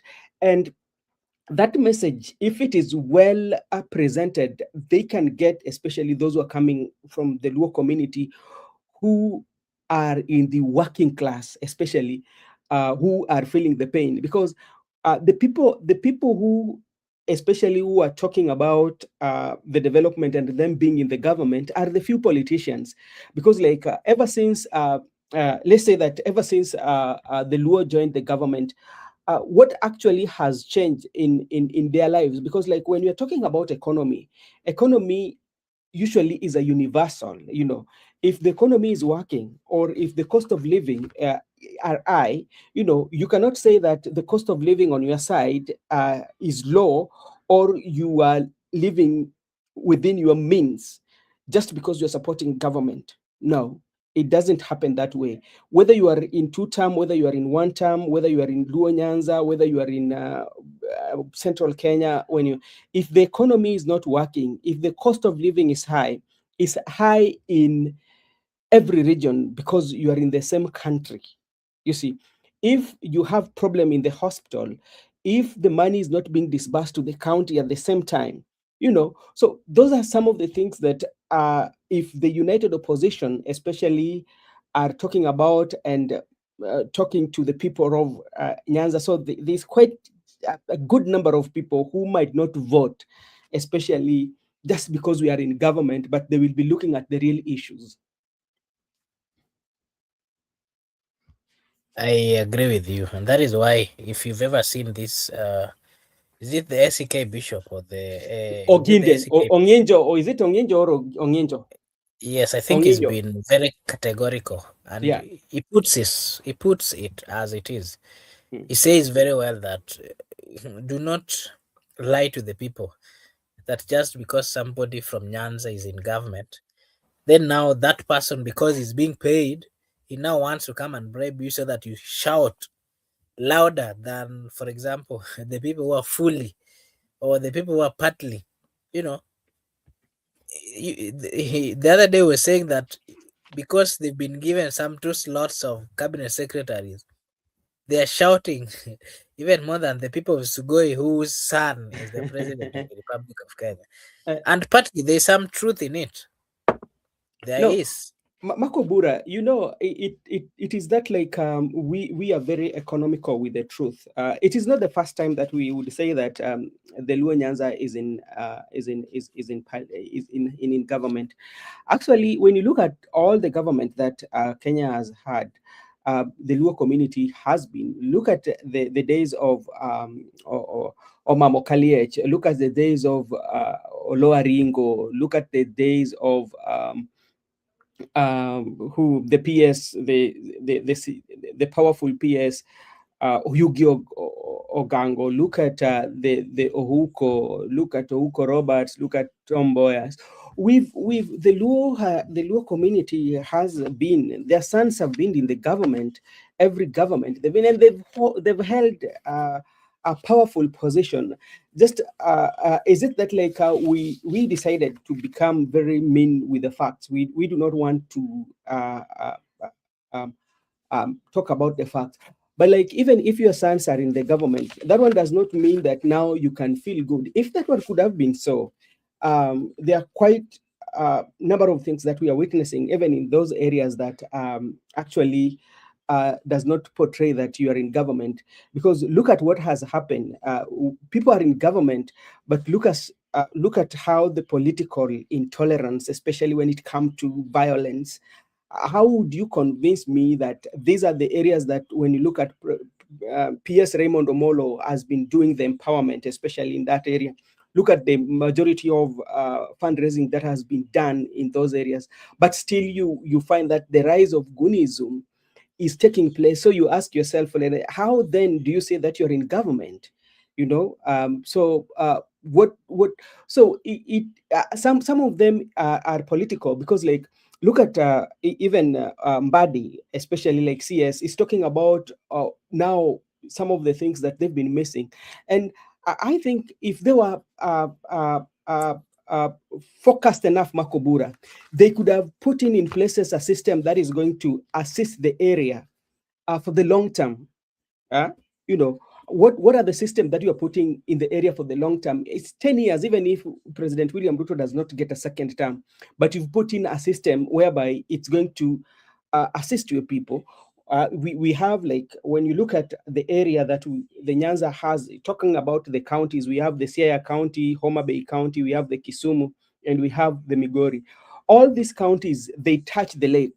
They all attach the lake, and we have fishing taking place in those areas. How can we use, especially because now you have your person in the Ministry of Finance? What can we do, especially to make sure that we have a processing plant, especially in this area, or we make it a headquarter? We should even have one in Homa Bay. We have one in Migori. We just choose one place whereby now, after the fishing has been done, where we are going to process this fish, it's going to be in Kisumu, and that one is going to create that of everlasting um, uh, um, uh, income, especially for the fishers. That is what they are not doing. When you come to Kabondo, especially in Homa Bay County, they produce the best pineapples. What are we doing with the pineapple? come to Kabondo, the same. Is it Olare? Somewhere in Olare, that is pineapple. Come to Kabondo, they produce majority of the sweet potato. What are we doing with the sweet potato? What investors, what markets are we looking for our people? You know, because like you have positions. So make use of those positions and create long-lasting system that are going to empower your people, not to do empowerment whereby you are given 10 million, few people are given 10 million, and that is the end of it. That is for a few people, because you cannot, especially, give 10 million to all women who are from Siaya County. It is a selected group of women that you're going to give. Maybe you can give around 10 women groups in Siaya, then you go give 10 in Homa Bay, then that is one. And then another thing is also, when you see like they're concentrating so much on women, on empowerment, and you're leaving young people behind, you know, what are you doing for them? Because the young people, especially the men, are the owners of the society, and you're leaving them behind. You don't want to empower them. You know, I've never seen 10 million given to a group of young people. So I think the experts, with their expertise, they're kind of like, to me, I'm seeing Makobura, they are let down. Especially, they should come up with long-lasting solution, rather than all these handouts that they are giving, you know, to them. Remember what Atandi said, that when he went to Nandi, especially doing the fundraising, when he came out from his chopper and went directly to where he was doing the fundraising, when he left to go to his chopper, there was no young person who was following him. And that one, as a leader, what do you say about your community? You know, you're giving a clear picture of what your community is as compared to Nandi people, because you find that Nandi people, maybe they're not encouraging handouts. When they go for fundraising, they just leave because they've sorted out the young people. But what about you? You want young people to hang on your car. You know, that's what you're telling. You are telling the people, and you're exposing your men, your countrymen, or your tribesmen, that if you come and hang around me, I'm a government property. If they shoot you, you know, and these are your people. What do you want to do for them? So that's why I'm telling you, there's as the experts are experting on their various departments, they should think of long-lasting solution for that community. Very well. I think there are so many lessons that we've learned in this particular by-election, and it should be a wake-up call to Kenyans wherever they are, because what is turning out is Kenyans are looking into the issues affecting them. They're not simply voting because so and so is popular, or because so and so has given them or bribed them. Mm. Again, the same people, for example, the people of Nyanza, they are supposed to vote not because their sons, as some of them are saying, are in government. Let them vote for leaders whom they think, as per what they are saying, can deliver them from the cages of poverty, those Yes. that we are seeing currently in those particular areas. Those Okay. leaders who are tackling the issues affecting the people, let them be given priority. Let them not give priority to leaders who are speaking much, Mm. saying nothing that is productive to the people. I Yeah. think let them focus on people who will deliver. Okay, Makobura, I think it is that time that we are winding up. Maybe tomorrow we will come here and also discuss about the outcome. We will continue with the recap of what is happening in Olkalau. But I think to me, what I would say, Makobura, is that Olkalau people has really sent a message, and they've set the record straight, that money cannot sway them. You know, despite the all the resources that were invested, they decided to practice their democratic right under very, very violent and chaotic scene. But they've voted, and it has gone in the book of history, especially that the candidate that is being supported by the government has been defeated despite much resources being invested in that constituency. And congratulations to the DCP candidate for emerging the winner.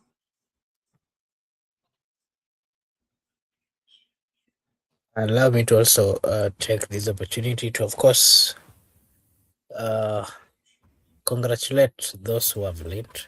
I mean, those who have won, and simply to remind them that it is not all about winning. What now matters is, are you going to deliver? Are you going to make it happen for the people who have supported you? That should be the bigger view. And allow me to just say hi to Eric Kayaga at the comment section. He's saying my warning is he's saying that my warning is well taken care of in KALOU. They still need to be more vigilant tonight. Eric Kayaga was here yesterday and he said that KALOU is gone. KALOU is gone. So how I wish you would come and possibly give us his take. I need, this is what I'm planning. Eric Kayaga, look for time. I need to host you one-on-one kwa sababu wewe wacha tu ninyamaze. I need to host you one-on-one. Kuna maswali inafaa ujibu. Naona Sifuna amechukuliwa ametolewa minority. Now we are looking at it happened to Kindiki, then Kindiki became no, Kindiki was not the minority, he was the majority.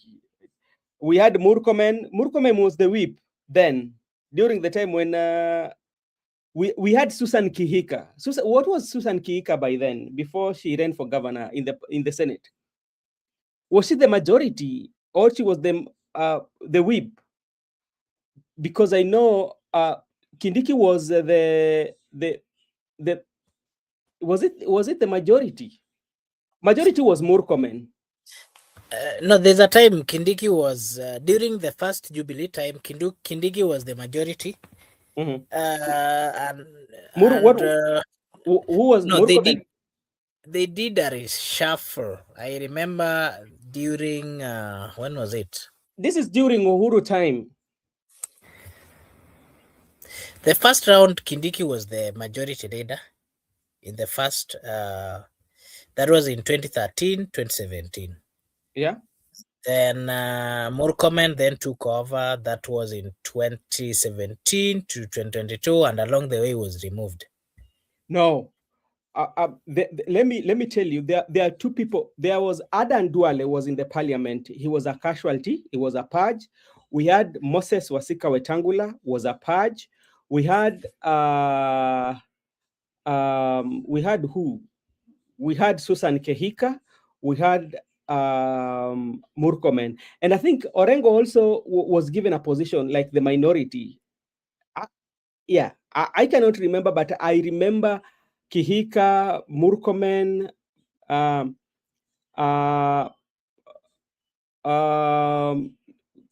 Professor Kindiki. Actually, then it was given to Kangata. Then Kangata wrote a letter. And one of the position went to this MP is called who? This senator. He was elected by KANU. Nani? He was actually acting. He was acting as a speaker at some point. I'm forgetting his name, but his face quickly come to me. What is his name? Pokiso. Yes. Yes. Was it Pokiso? Pokiso. Pogisho. Pogisho. Yes. And that was the purge. I think at some point Malala also was somebody, and I can remember when Moses Wetangula during the time was removed as the minority whip. Was it a whip or majority leader? I don't know. There's so many things that are happening in parliament that's so much confusing. But Sifuna is, and I don't think this one has come as a surprise to Mr. Sifuna. I think what they want to do is just to clip the wings of Sifuna so that he doesn't get too much airtime. And soon, Sifuna will be removed from the park committee. You will see that soonest, because that's also a place whereby he get too much attention. So he will be removed from that.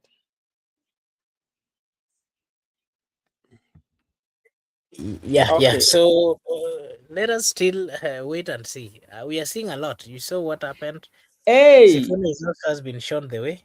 Yeah, Laban Misiani, what can you say about your party? Hey, I thought you Mount Kenya bana. Mount Kenya ameonyesha baada ya kutumia gas yenyu, kutumia mattress zenyu, kutumia bot zenyu, alafu wanapatia kura kama matchbox bwana. Bwana.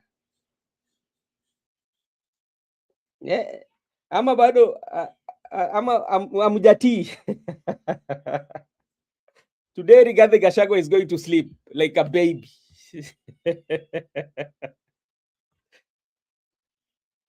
Now it is about Sifuna. Now it's about Sifuna.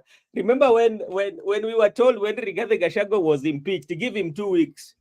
2 weeks. Unaona hiyo 2 weeks bado tunangoja hiyo 2 weeks. Maajabu. Maybe Sifuna ndio hiyo anatuambia Sifuna nini? Wacha nione what Levan said. Sifuna should wait the goose since they are ready for the roast. Okay, that is what you people said about Rigathi Gachagua na leo amewalima. Sifuna pia atawalima.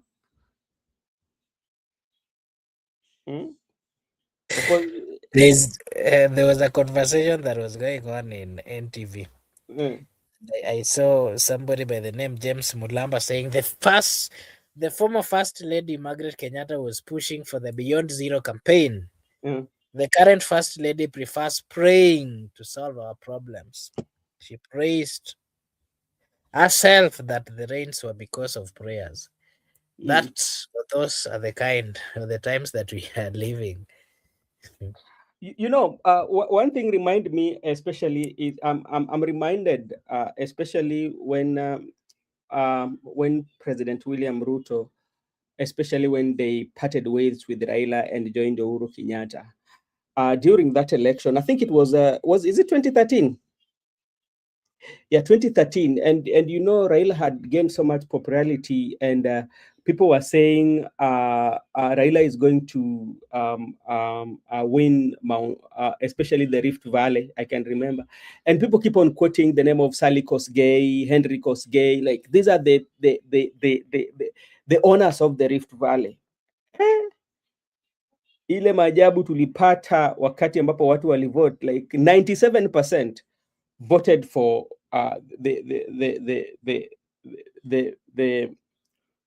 the Jubilee. By then it was URP and TNA, Ururuto, and it boils down to, I tell you that politics is a tribal. Sometimes analysts might say that, okay, you have done this or done that, but like when it comes to voting, ile majabu tuliona. Hey, Laban Misiani, Makobura, able talk to Laban Misiani.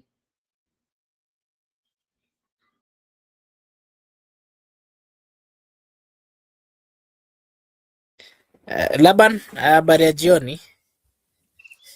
Kindly come and give us your view about the by-elections in Mbeere and the one in KALOU. Na utuambie mbona mnashindwa? You guys have everything. You have the power, you have the deep state, you have the vehicles, you have the money. You even took gases, Bwana Simba. What are your views? Asante sana Bwana Mark, lakini unajua mimi sitaki kuhype hiyo by election ya KALOU sana, kwa sababu tumefanya several by elections before. Hii sio haikuwa exceptional, and in any case hata kati ya hizo zote zenye zimefanyika, DCP won one of the by elections in Narok, but hiyo haikuongelewa. And now this one, personally sikuwa hata sikuwahi hata weka my intention kwa hiyo by election ya KALOU, because hiyo nayo ilikuwa na manipulation nyingi sana, so sitaki kuiongelea. Otherwise 1 month to election, to the general election, iko na mambo mengi na and the stronghold ya DCP ni Mount Kenya, so what else did you expect?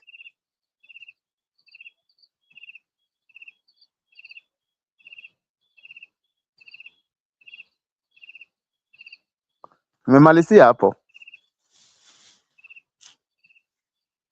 Bana Laban, Bana Laban, I wonder how sometimes things do go, and especially after you guys overhyped it, made it look like it was, there were no options, made it look like, I think you guys are supposed to partly accept the fact that you made it look like it was the only election that Kenyans were watching. So if there is a defeat, I think Mnafa, you should own the defeat with a lot of. Number one, Mark, Mimi, I belong to ODM, the Orange Democratic Movement, where I'm a life member. The contest was between UDA and the DCP, and I have nothing to talk about them. In the first case, ODM did not fix a candidate, so why should I talk about it? Okay. Yeah. So very well. We will understand that. Anyway, we saw ODM as today removed Edwin Sifuna as the majority. What is your views on that? And then your final remarks. Hiyo nayo, we had been expecting it long time ago, not today, long time ago. The issue of Sifuna is not coming now. It came long time ago, immediately after Baba died. So even today, it's just a delay. Hata mimi nashindwa, what's happening? Why should he not even resign from ODM and seek another mandate from the people of Nairobi, instead of wasting our time so much? Because he has already cleared the path which he wants to take. Hii nayo hata si swali bwana Mark. We niulize kitu ingine tofauti.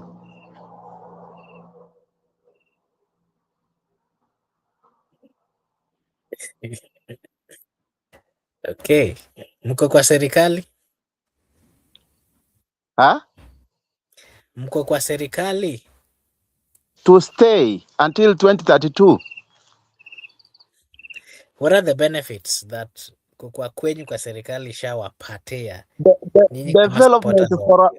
Development for our people.